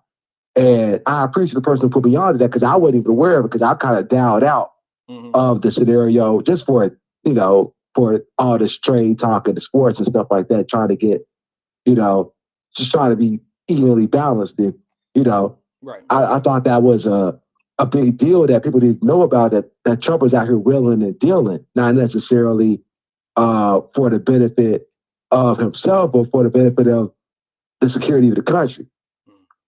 Yeah, and I thought that was important for people to know that the Mexico actually sent troops to the border. I wouldn't even hint to that. Well, that was part of the commitment. That I think the tariffs are put in place. See, you already got people got prices going up. You already got people talking about what's about to happen versus paying attention to real time. And that's fine. I mean, it is what it is. People get information and they do whatever they want to do with it. But the thing is the tariffs are a negotiating tool. We all use negotiating tools in what we're doing. And the tariffs happens to be something that's not going to punish America, as much as Americans talk about it, it hurt the other country more than it does America. And people, for whatever reason, and they have their political reasons and positions to think the way they want to think. But the reason why the tariffs are being used is because it's an instant negotiating tool that's going to, it's stronger. It's stronger than most people even know. And the reason how I know that is this. If I'm watching someone negotiate and use the public to do it, and generally most cases, Black Russia, whenever you have someone that is in negotiations and somebody has to go to the public to try to put that, air out that negotiation, that's usually the person that's losing, that don't have it, that don't have as much, as much leverage. And I'm watching those leaders do that. I'm watching those leaders come out and tell Americans on the news how bad it's going to be for you. And do you understand what I'm saying? I hear. Yes. So what they're trying to do is they're trying to they want your people to go against you. So that's part of their tactic. To be honest with you, and I don't mean to say this in a disrespectful way, because I think it's a great strategy when you don't have much leverage. I see the stadium deal in Cincinnati being done the same way. Yes. When the city or the county don't have the leverage that they need to make a better deal, they bring the people in to the negotiations and they make it a public negotiation. I think I talked about that a week ago. I was off last week, but the week prior. I can always tell who has the better leverage in a negotiation based on how they negotiate.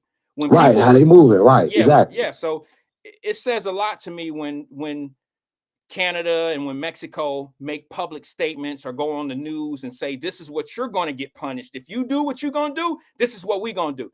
Now, that to me is a tactic that's used to make your team, whoever your team is, to make your team start questioning you as a leader. That's how it's done. If you were doing that in negotiations at a company and you were the leader of the union and you didn't have much leverage, what you would do is what they normally do is they say how bad the company is. They talk about how they're overworked. They talk about this. They turn the people against the company, the same company that you're going to be working for when the union contract is done right. It's just a normal tactic. I've done it several times myself. Right. No, I understand. And the thing is, I don't think people really, because I've heard some people say this too, that like you can't run the government like a business. And my question is always, why not? Well, because it's like anything else. When you run in a business, you don't just have things there just to be there. You don't pay salaries that's not necessary. You don't pay for unneeded security.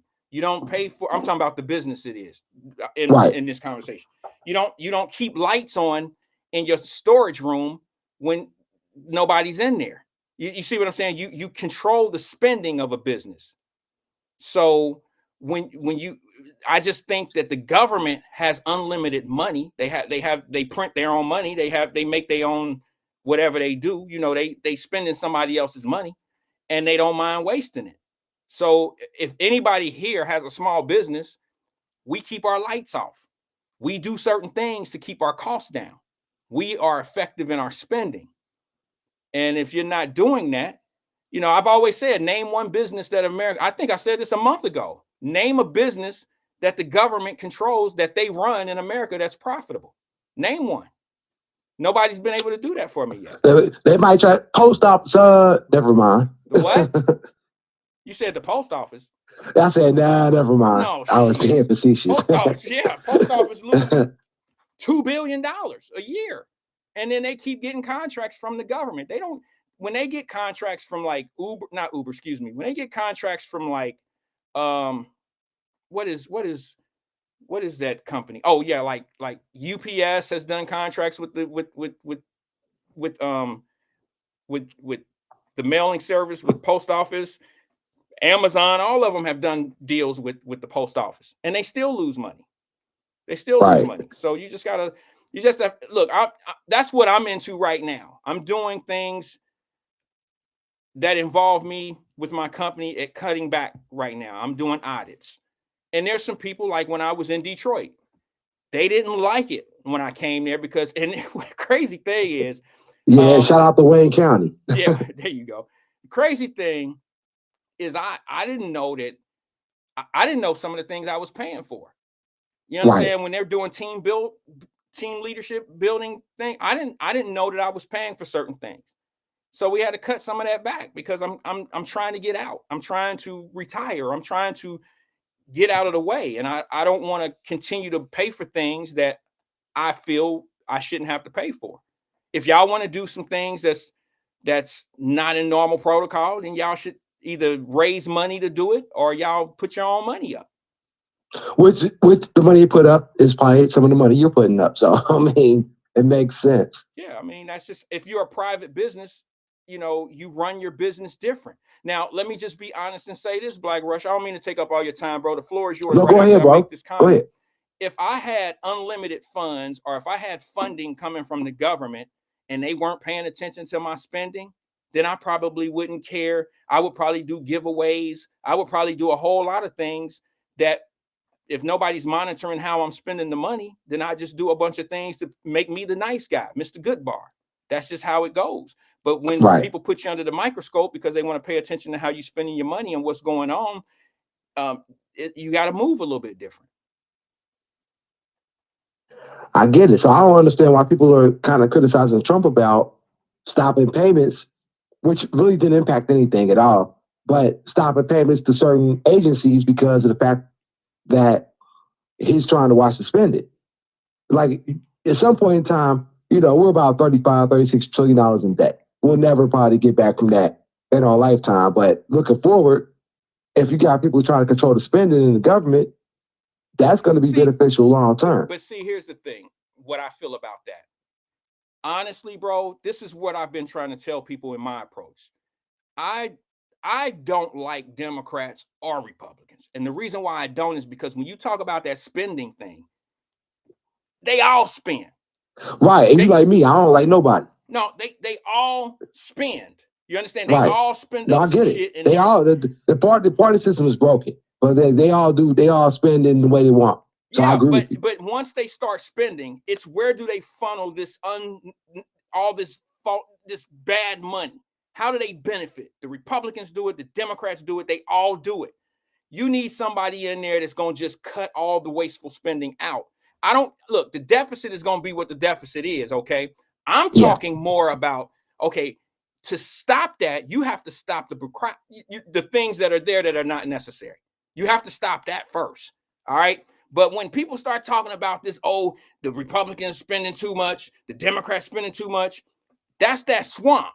That they're up there to do that. They're meant to do that because that's why senators and all this trading on Wall Street, they're there to get rich. And a lot of people don't understand these politicians. Their ultimate job is not you. I hate to say that to you.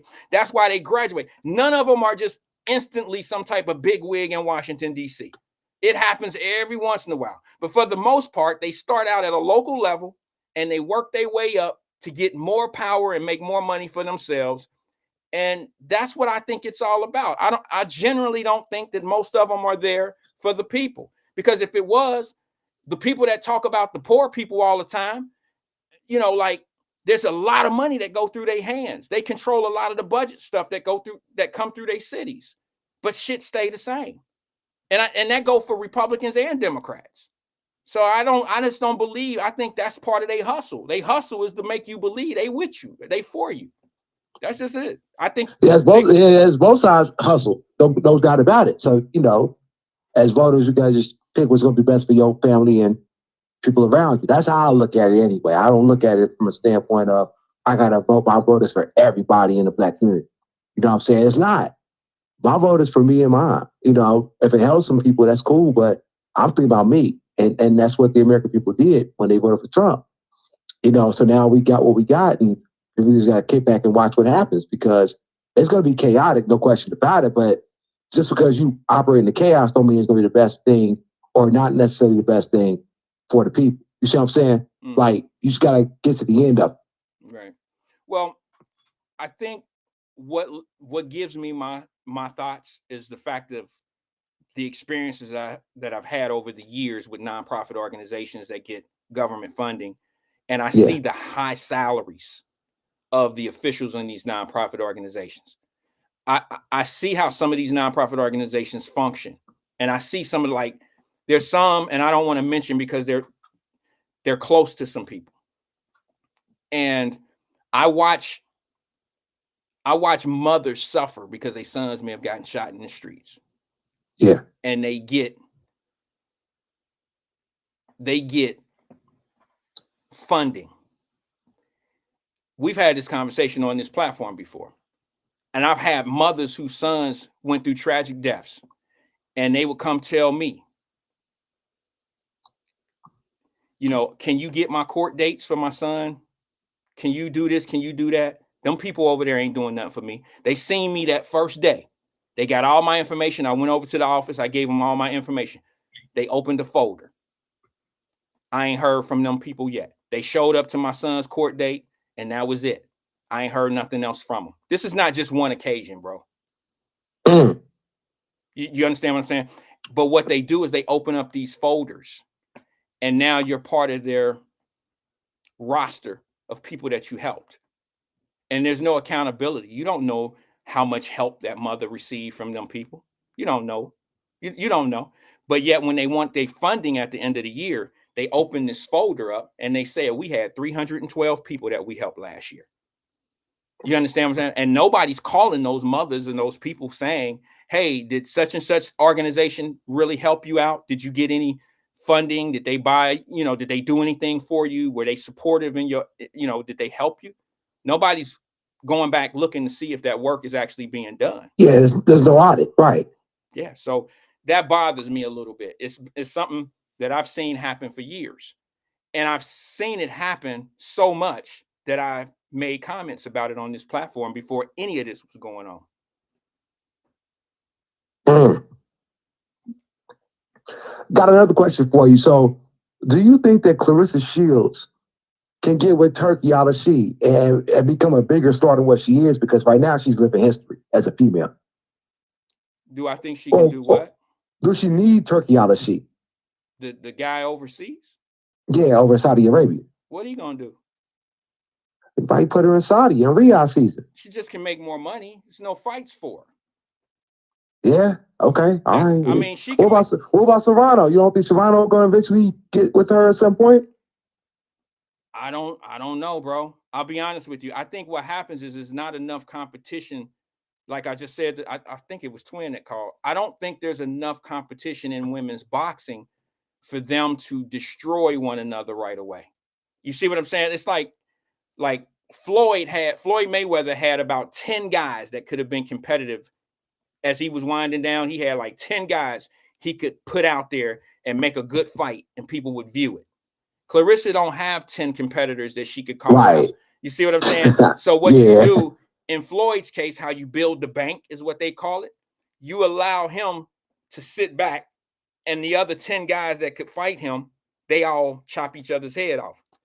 They all go at it. Build the sport of boxing up. Build up the fight. And now Floyd gets the king of those 10. You see what I'm saying? So like with the women, it's kind of like even with this lady who just won Olympic gold, who they thought was a female, but whatever. Like that couldn't be a big fight made with her and Shields. Like, and I forget the woman's name, but the one that basically punched the other white girl out and made her quit. Yeah, it would be a big fight, but then how long does the talk of boxing go on for female sports? There's no expecting fights after that. Sometimes it's like with Floyd mastered it. He made the biggest, he built up for sure. He made the biggest fights because what he did is he sat back and a fight that we want today. Terrence Crawford did the same thing. Terrence Crawford did that with Earl Spence. That fight should have been 4 years before it actually happened. Yeah. But they built it up. They let everybody else crash out. And then they built it to a point where they can get the highest payday. And it's kind of normal. It's kind of the way that it's supposed to be done. Because if you don't have enough stars in the sport, if you don't have enough people that are interesting to the public, then once the big fight happens, now what? See what I'm saying? Now what? And if it's not worthy of a rematch, then you've killed that. You've killed it. No, I agree. Because I think, I've been watching reports that Canelo's finally going to fight Crawford. And I think after that fight, whether they fight once or twice or maybe 3 times, both of them are at the end of their careers. There's nobody else for them to fight. Mm. From my perspective, he would, Canelo's been ducking Benavidez. He's never going to fight him. You got Crawford, it's the moneymaker. Canelo's a moneymaker. So that just makes sense to me that they're eventually in September. I can't wait for that. I think Crawford's going to win that fight. He's just better. Well, I think so too. I think Canelo's a lot better than he was when he fought Floyd. But that's true. But I think because Canelo was young at it, but I think Crawford, who I think is the best fighter in the world, Period. I think he's gonna do Canelo the same way Floyd did him years ago. Piece him up. He gonna get the best of that. There's no doubt in my mind. Man, one more thing. Sure. I know you mentioned you went to Withrow at one point, right? I went to Withrow for a year. Yes. For a year. Okay. Have you been watching any of these scholarships they've been handing out? Full ride scholarships to UC? Have you seen any of these kids? I didn't watch it, but I seen it. I don't know if someone sent it. I don't know if it was you. Someone sent that to me, and I don't know what did it. I don't know who's responsible for it, but my goodness, they need their flowers. They need to be discussed. I think it's a great topic one day. I'll look into it. But I believe, and everybody on here knows who know me, education is the number one key to getting kids and getting families out of poverty. Okay.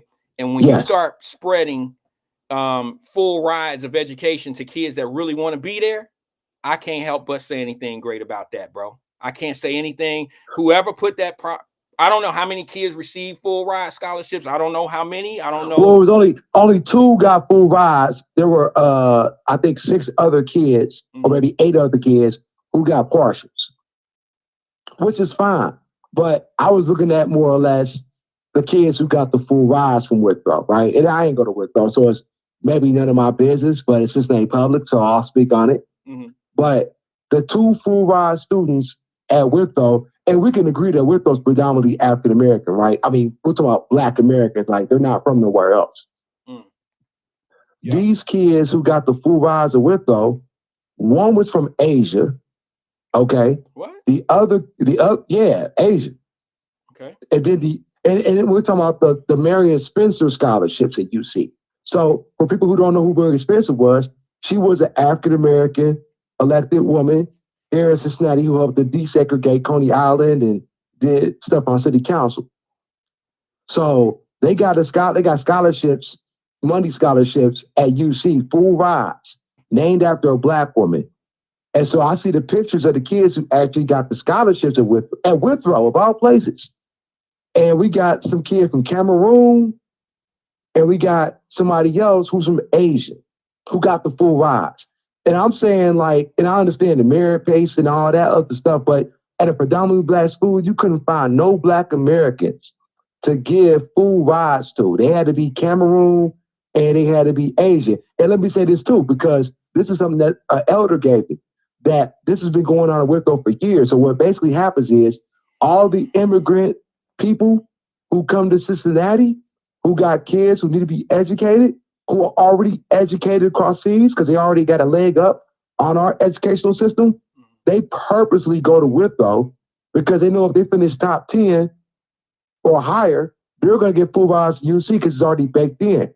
And so now you got the internationals, the Cameroonians, and you got Asians coming into schools like Withrow. Hold on one second.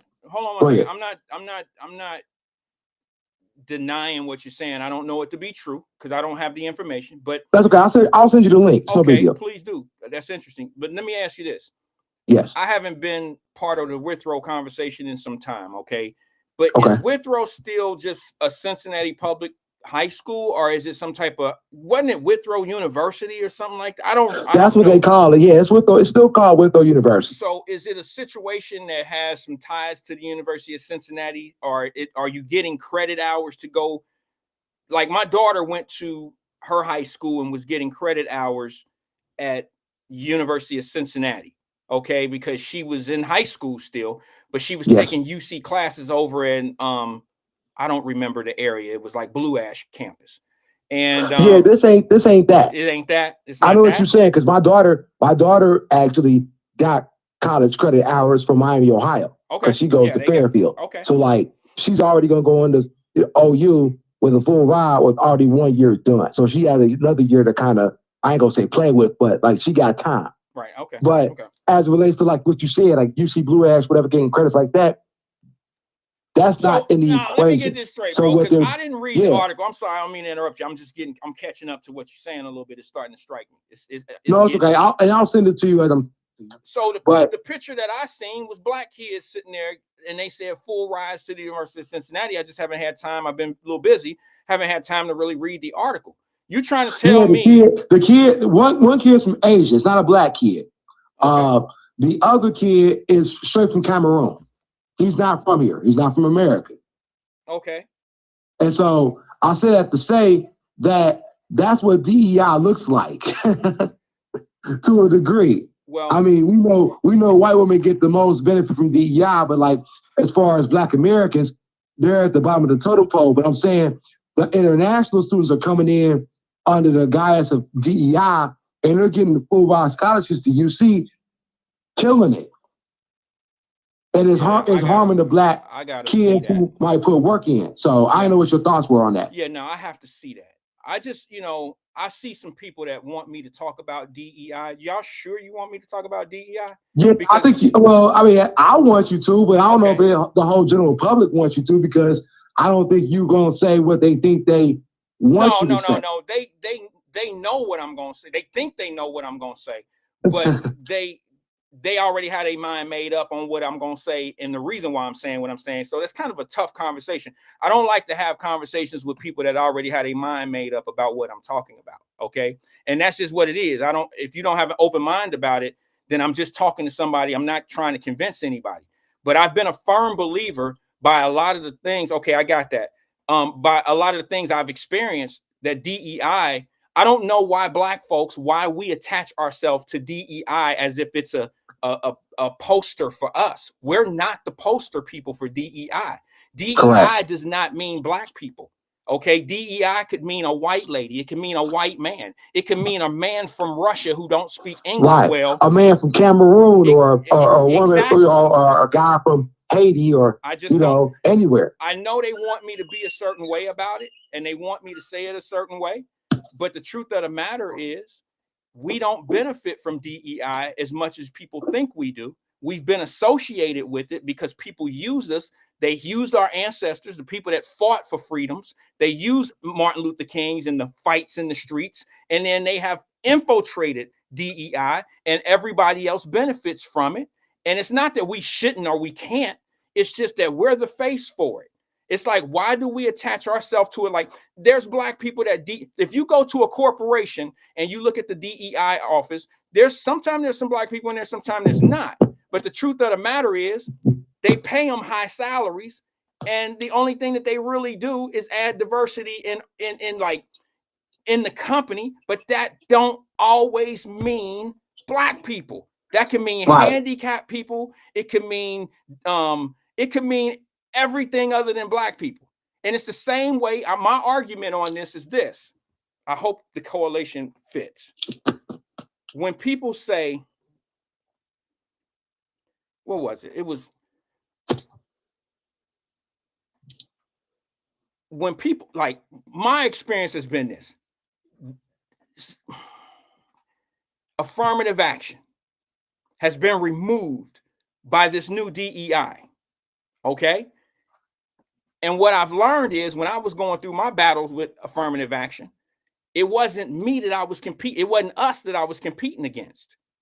It was the rules of what affirmative action were and the people who they attached to affirmative action, which meant white ladies. You see what I'm saying? Like, every bid that I was going up against, sorry, Black Russia, your phone is I'm sorry. You there? Yeah, go ahead. I'm sorry. Every bid that I was bidding against in business, and they was talking about affirmative action and minority status and things of that nature, I was always going up against a white lady. I was trying to bid my thing out. I'll give you another example. Remember the Macy's building? The Macy's building in Cincinnati? Remember the building? I actually clerked there. I clerked down there. Yeah, okay. I know exactly what you're talking about. All right. So the Macy's building.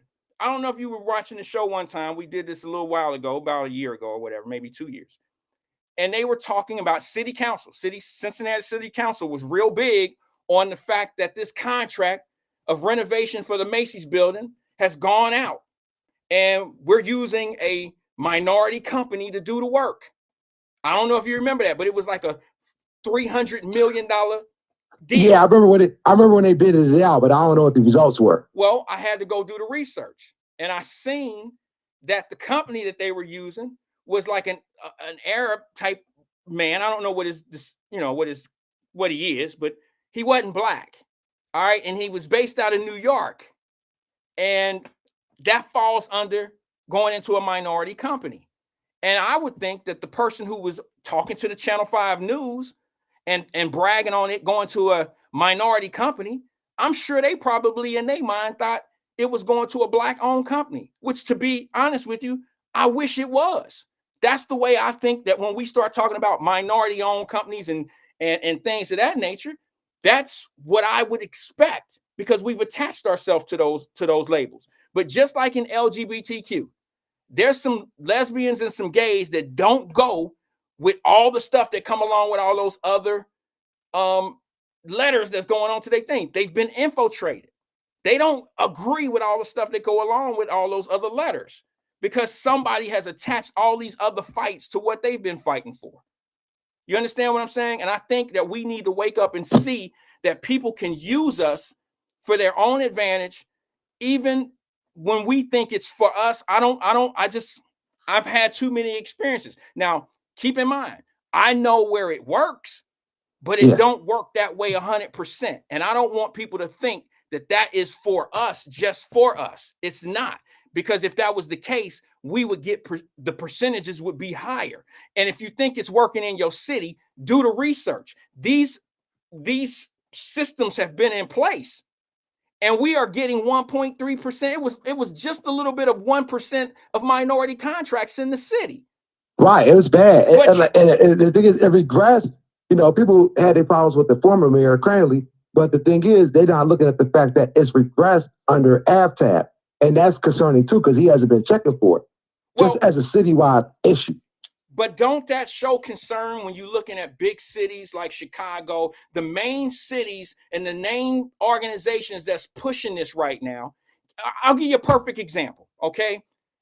Al Sharpton, Al Sharpton is pushing Costco because they're supporting DEI, okay? Has Al Sharpton done a run on what that company looks like?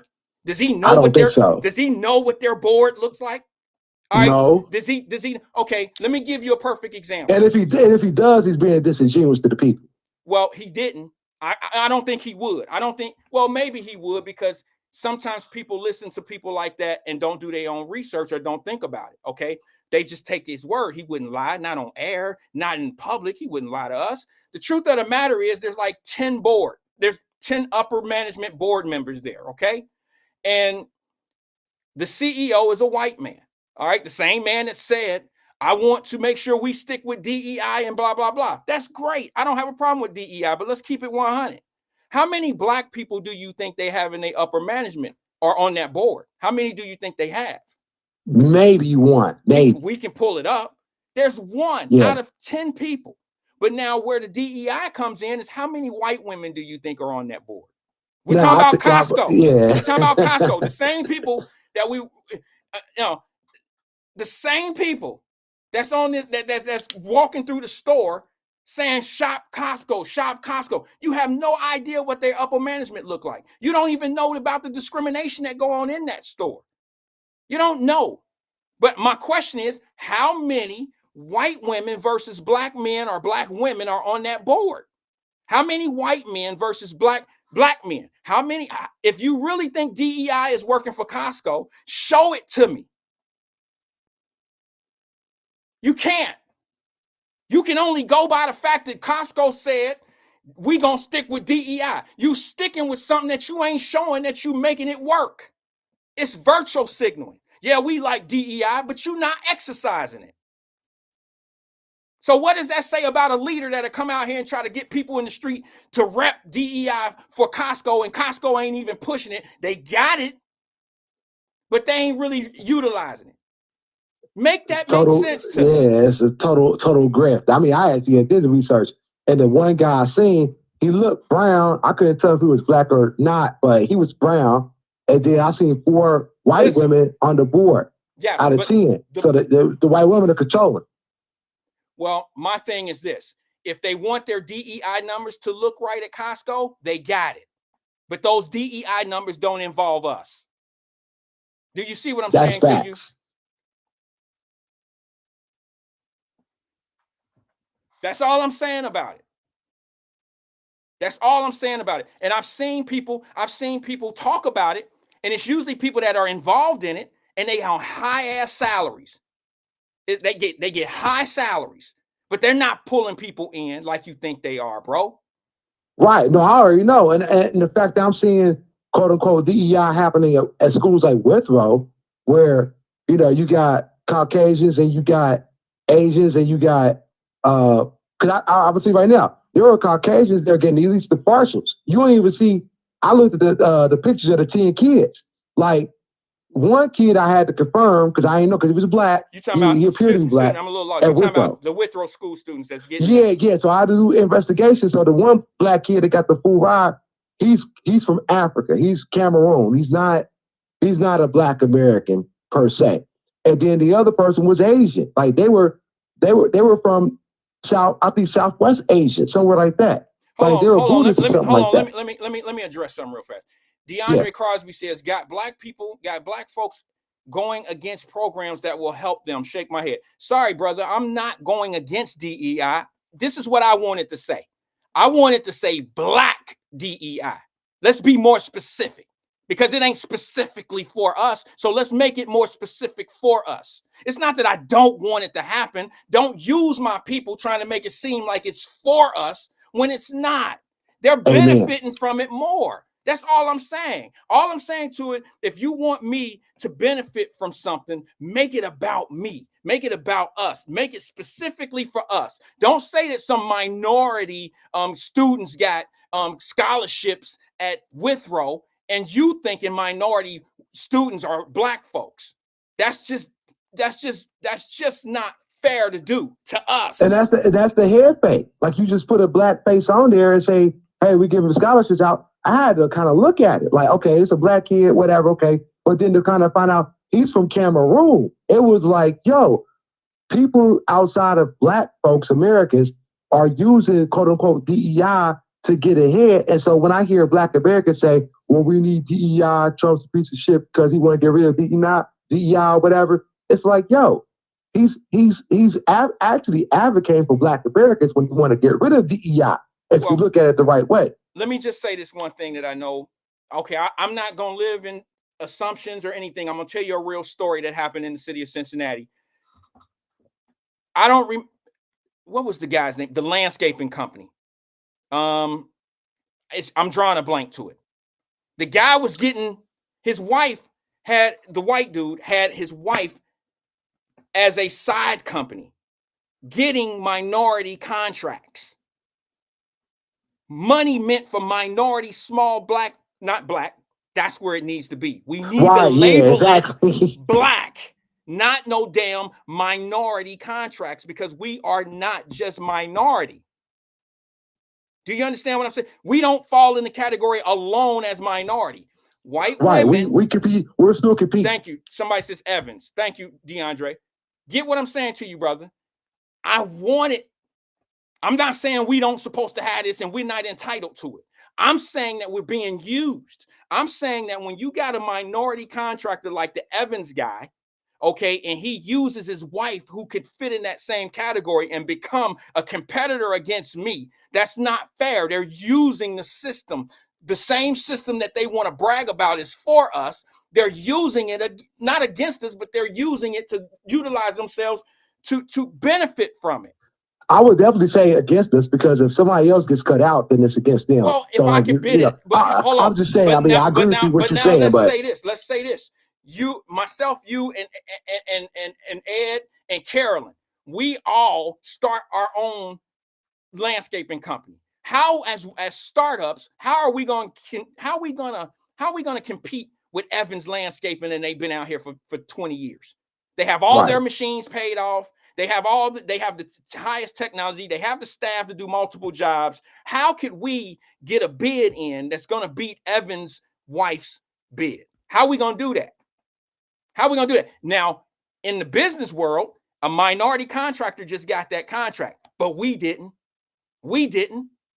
And if I'm not mistaken, the same folks, we on the same team.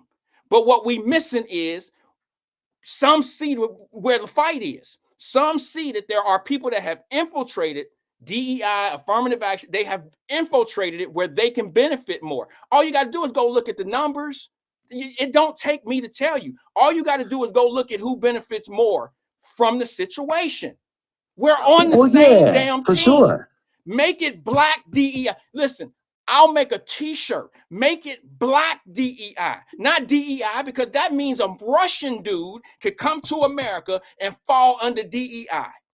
He could fall under DEI because what he can do is say that he has a discrepancy in his, not a discrepancy, but he has a speech problem, and he could be known as a minority, not because he's white. If you break down DEI, the D and the E and the I all mean the same. It don't mean black people, but it all means the same. Guys, I swear on everything I love, we're on the same team. But what we need to do is we need to be specifically named in DEI. We need to be specifically named in affirmative action, not no minority, because there's too many people that fall under minority. It ain't just us. Damn. My bad. Taking your time. Nah, you good. I wish people would get it because that's what's going on. And it's like, it pains me to see black folks advocating, well, we need to keep DEI. And it's like, but do you know the details? Like, you know, it's not benefiting you. Like I heard somebody from the NAACP quote the numbers for DEI. The first people were white women, and the last people out of like the top 10 were black people. It was crazy. I was just like, yo, the NAACP is out here quoting the numbers, but they out here publicly saying that we need it. It's a grip. And like, I wish people would just wake up. So I just teach my kids. Hold on. There go my brother E. E said if excuse me, I'm sorry. He know how fast. Go ahead. He said if sorry. He said if we was black DEI, there would be black people bashing it, saying blacks are taking handouts, and I'd be the first one to cuss them out.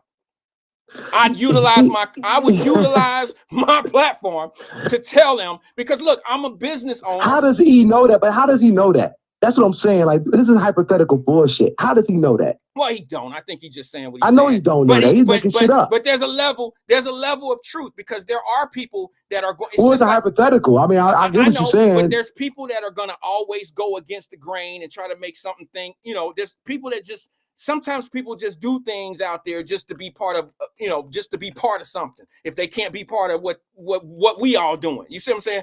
So yeah, there's people that's going to do that. He know that. That's why he made that comment.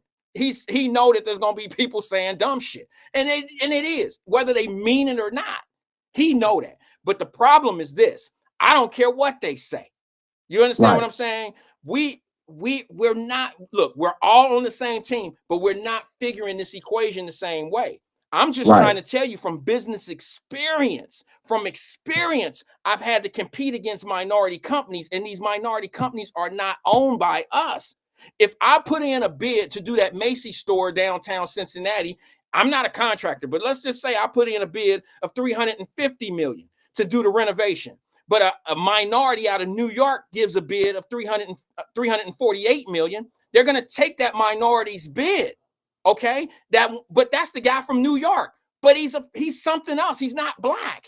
All right, he's Asian or Indian or whatever like that. That's all I was saying. And I'm just saying that if we think that we're benefiting from it, it's such a small, minute portion of it. It's not worth It's not worth us fighting their fight for it.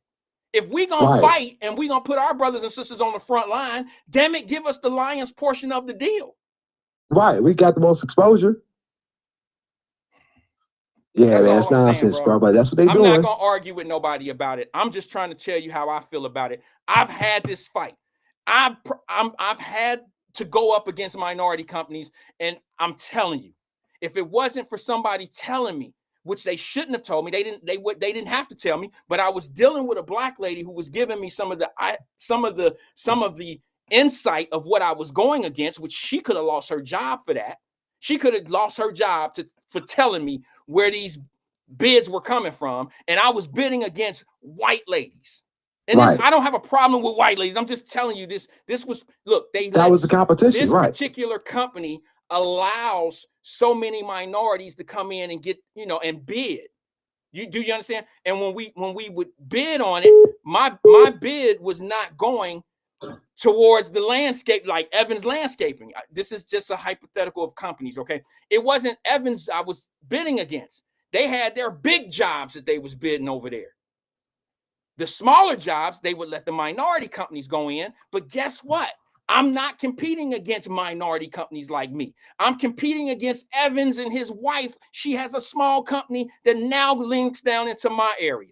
So damn it, it should be, if you want to honestly say minority companies, if we're going to be on the front line of it, black folks, let's just be honest and call it what it is, bro. Let's say black minority contracts. Black minority contracts. I would like to see the numbers in Cincinnati on the contracts. They say that they, it was 1.3% at one time, right? I'd like to see how many of those of 1.3 are actually black contractors. It's not enough. If all of them if every bit of the 1.3 was black contractors, I'm talking about black contractors, it still would be insulting. Let me tell you, man, it's crazy. Because I would say probably about 15 years ago, I was doing work with the NAACP here locally. And we were examining when they were building out all the new Cincinnati public schools buildings, who was getting contracts. And so the concern was, are black folks getting contracts? And Cincinnati public schools try to put out that they were giving minority bids out. Come to find out, there was an $8 million deal being done with Cincinnati public schools in this minority company. Come to find out, the CEO was an Indian dude. They had to correct their numbers because the bid was already done, but they couldn't use it as a minority number. But at the time, their mentality was, as long as it ain't white, we can get away with it. They just didn't think nobody's going to check for them. So they gave an $8 million deal to an Indian dude under the guise of DEI. I guess, you call it affirmative action, whatever you want to call it at the time. Back in 2010, when they was rebuilding all these Cincinnati public schools, they give it to an Indian person saying they was doing minority contract. They had to correct themselves. I found that myself. And so that's what I've known for the last 15, 20 years. DEI, affirmative action, that don't mean nothing but like everybody but white and black people. The Indians, women, all that. And so for black folks to defend this nonsense, because Trump's the one calling it out, to me it's like, you hate Trump so much, you got TDS so much, that you would hate on something that he said that actually benefits, that would in the end game benefit black people. That's disturbing. Okay, well, I can only shed light on the things I've experienced. I haven't experienced everything, but I'm just telling you from my years of dealing in this and proudly, I'm honestly telling you, proudly introducing myself as a minority company. I because you got to understand, I'm cut from the cloth that I understand is self-sufficiency is the way you should grow. You understand what I'm saying? You can't depend on other people. You can't depend on the kid that bring his ball to the court and he, as soon as he ready to go home, now we ain't got no ball to play with. You understand what I'm saying? we gotta pick him, cut the player, some other bullshit. I just believe that in order to build a community, you have to build them economically. And that comes from self-sufficiency. I believe, look, I'll give you a perfect example, if I may. Yes. People are up in an uproar because Swartz shut down. Now, I used to go to Swartz all the time as a kid. I played baseball at Swartz right there, Walnut Hills. No. Swartz is a store up in the Fay Apartments. Up by the Fay Apartments. I thought you were talking about the baseball field over there, Walnut Hills. Like, they just went down Swartz, but yeah, okay, go ahead. I'm sorry. So what I'm saying is this. Swartz burned down, a month ago? Guys, I don't know what it was. Swartz burned down a month ago. We so okay with Swartz being our food spot, our grocery store in the Fay. I'm talking decades, bro. I haven't shopped at Swartz in 40 years, and it's still there. Now that it burns down, now we're looking up there. People are looking like, well, what do we do? What we do? What we should have been doing Years ago, when my brother was up there, Rob and his dad opened up a store, but it couldn't survive. All I'm saying to you is, when Swartz burned down, now everybody looking around in that neighborhood like, well, where do we go? What do we When do? they had an option. That's So crazy. all I'm saying is we should already have that type of stuff. That comes, our leadership should be there. Like, hey, look, Swartz can't be the only game in town. You know, there's enough property up here at the top of the Fay, up at the top of Baltimore up there. We can have multiple resources of, food in different places. So when one go down, or even adding competition, what's wrong with stores up there selling the same thing and making sure that the prices are staying right? What's wrong with that? What's wrong with a Right. black-owned store that could sit up there like Swartz for 40 years catering to the black community? What's wrong with that? We wait for Swartz to burn down before we start talking about we need our own up there. And then I look crazy as hell saying we need stores like Swartz in our own neighborhoods. And then it's like we get mad when CVS and all them places leave. And I'm like, wait a minute, hold on. This is the stuff that I've been talking about forever and a day. And people that want to get mad about that, that's fine. But one thing I can tell you about why Wyatt Live was even invented was the simple fact that I was trying to show self-sufficiency, us being us, spending money amongst yourself in the community, things of that nature, helping one another out, spending dollars, rotating the dollar in the community. That's what it's all about. It wasn't about, making somebody feel less than or any of that. All I'm saying to you is, now that somebody want to take something from you, you feel like they if they gave it to you and they take it back, you want to argue with them because they gave you something. See, I don't believe in that. I believe if I'm gonna be mad at you, it's some shit I work for and I earned it, and you ain't taking nothing that I got. Not if Because you can't. Right. That's right, you can't. Now, I know some people gonna come with them technicality. They can take whatever they want to take from you. Yeah, that's true. But it's a little bit different when you got a whole community around you and supporting your business. It's a little bit different. It's a different fight. Don't wait for somebody to take something from you and then run around and talk about, this is how they doing me. That don't even sound right. It don't sound right. And I just use Swartz as an example because Swartz is a perfect example. Everybody got comfortable with Swartz making all the money up in that area for 50 years.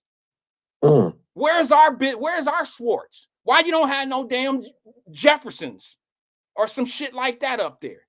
It's not on the radar because you become comfortable. And then we wonder why our dollar don't rotate enough. That's the reason why. We don't invest in our own communities. We want to know what the city gonna do for us to help us invest in our own city. Somebody please tell me why the grocery store ain't opened in Avondale yet. Man, that's crazy, ain't it? Come on, man. Shaba, what's up, bro? All right, brother. Well, I wanted to just tap in. You took it easy, okay? All right, you too, man. I appreciate you. That's Black Rush. I appreciate him engaging. I'm sorry. Bro, when it come to that, I that's where I go. They love to try to label you and say because you're not saying it the way they say it, or you're not coming off the way they want you to come off, or whatever. You're against us and this and that. No, man. It's not that at all. It's how do we become self-sufficient? I'm going to say this and it ain't going to be favorable. But some of the hardest times we had in America was in the early 20s when we couldn't get shit. Well, how did we have more economically then? And some of y'all love to learn about the damn Black Wall Street, which was a real thing. But how were we able to lock up, do so much together with our money in the worst time for Black people, damn near the worst time? How were we able to do that then? Who remember this? Some of you haven't been here long enough. Remember when we tried to do our own Black Wall Street and everybody was perping? Yeah, I'm in. I'm on that. I'm in. Yeah, we gonna do this. Yeah. I had the real estate lady come on and was like, look, there's some properties. We can do the daycare over there. We can do our stores. People can put in their stores. Make it affordable first-time owner rents for small stores or, whatever businesses you have, tax services. And what happened? What happened? Everybody that was perping, they was perping, man. They didn't want to do it. Because when it's time to put the money on the wood, the bullshit walk.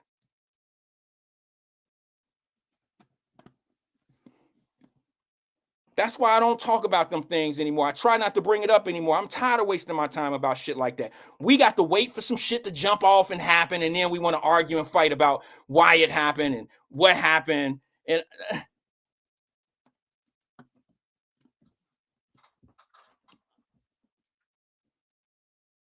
that's just not me.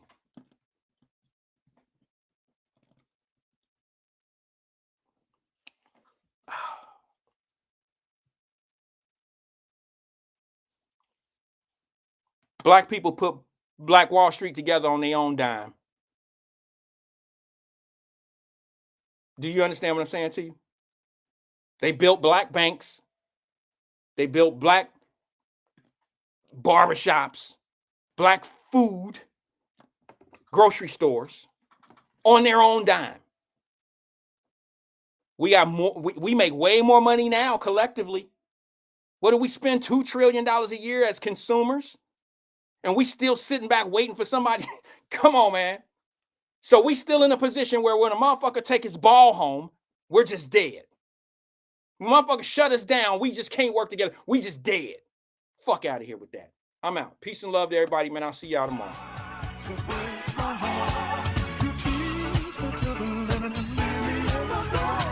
Tony Combs.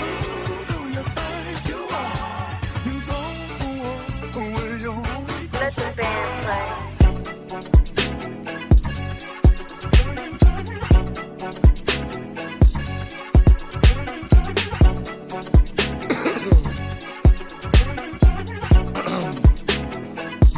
Ayy, big X from the apartments where niggas start shit. Known to throw hands, but be quick just to spark shit. Before we had beds, we had pallets on carpet. Stayed at the park, lit, trip and get parked quick. Ain't not for real, this straight off the dark shit. $5 pass, how you home after dark shit. Get you some money, your people gon' talk shit. Part of the game, it's the life of a boss, big. Really been lit since a G, you can go ask my mama and them. Remember thugging outside and that started gear. See, my mama was having no way, selling dope to the J's. I put that in my starter kit. See, my pops was the boss, I acknowledged it. My papa was a pimp and he taught me shit. Like, don't never fall hard for a bitch that ain't giving you shit and ain't making your pockets thick. Lost my aunt and that shit had me empty. Moved in with my pops and he filled it with grit. Pops taught me to roast, put his son in position. One list and them sales was as cold as I vision. Got out, put my mind on the mission. In less than a year, I had made $500,000. A year and a half, Rex was touching the ceiling. 2 years, I'm the man in my city like Drizzy. Now we go crazy in Nemus and sex fits. Fuck on the baddest, babe, come get your back bent. Niggas be flexing too hard, but they not lit. No, you can't pop weed, lean in your pocket. Really the plug, I connects to the socket. I can't hang with rats, heard your name in his docket. Started this rap, it took off like a rocket. Man of the year, went from last to the top. Big X from the apartments where niggas start shit. Known to throw hands, but be quick just to spark shit. Before we had beds, we had pallets on carpet. Stayed at the park, lit, trip and get parked quick. Ain't not for real, this straight off the dark shit. $5 pass, how you home after dark shit. Get you some money, your people gon' talk shit. Part of the game, it's the life of a boss, big.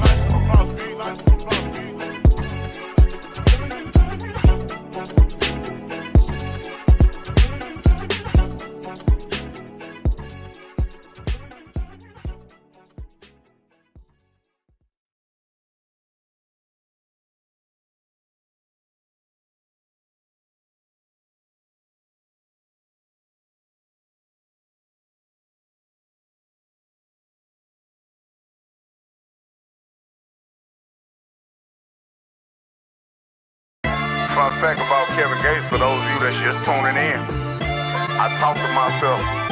All geniuses talk to themselves. I know I done said a lot of this before, but letter to self. DJ, talk You really that thing. Might stumble a little, committed to all of my losses. I'm in pursuit of perfection. Disappointed in you? I'm disappointed. Breadwinner Dawn, know where you could visit. We can't issue strict orders of protection. Breadwinner business, don't get it bent. Breadwinner ministry of defense. Had a lot of respect for you, I don't respect it. Emotionally, I'm intelligent. Dissect heartbreak for the lesson. Standing up tall, built for it all. Audible, alternative perspective. Sometimes rejection only be protection. Sometimes disguise itself as projection. Internal issues I am not addressing. Whoever don't want me, I am not stressing. I do not judge, baby, I'm a blessing. Blessings on your journey, find something better. I ain't gon' lie, look low and high. In the outside, baby, I'm texting. You would die trying to find you something better. Anything wrong, I make it look better. Anything wrong, I make it look better. Entertain clowns, you become a peasant. Greatness, I'm known, respect is on heavy. You don't feel worthy standing in my presence. Take it up with God, you are not special. Our frequency living in my authenticity. Exhibited vulnerability. Call in the spirit of the jaguar. Chasing our negative energy. take a little glance in the mirror. So what they got into me? Leveled up, now they be looking up sick. Can never say I am not genuine. You had my attention, renewed ambition, focus, no longer interested. Don't ask what the feelings, with hell of a feeling when I'm peeling off from the dealership. Right hand to God, I am the Lamb of God. Know who you dealing with. Update lately, I've been updated. My jumping rank, I've been updating. Optimus Prime, I've been upgraded. They ain't whole weight, I've been up lately, working out daily. Body transformation, gaining self-worth, treat myself stable, gave myself grace, working on patience. People saying wait, they go Kevin Gates, accepted every win, same as my defeats. Weathered every storm I done never faced. Safe to say, I don't even wanna say it. I'm a living legend, I became amazing. Interviews streaming, going up daily. I am iconic, I am motivation. Think what you want, they do not phase. I do not complain, you know my occupation. Been through it all, I'm a location, built for it all. I'm a big gangster. If you're going through something right now, I just want you to be encouraged. You know, don't lose hope, don't lose faith, you know what I'm saying? Adversity builds character. You know what I'm saying? We gon' weather every storm, you know what I'm saying? Whenever you feel like life not making sense, that's when you know you on the right path. Whenever you start losing friends, that's when your energy vibrating at a different level. They can't be around you no more. Isolation brings elevation. Isolation brings elevation. Isolation brings elevation. I'm elevated.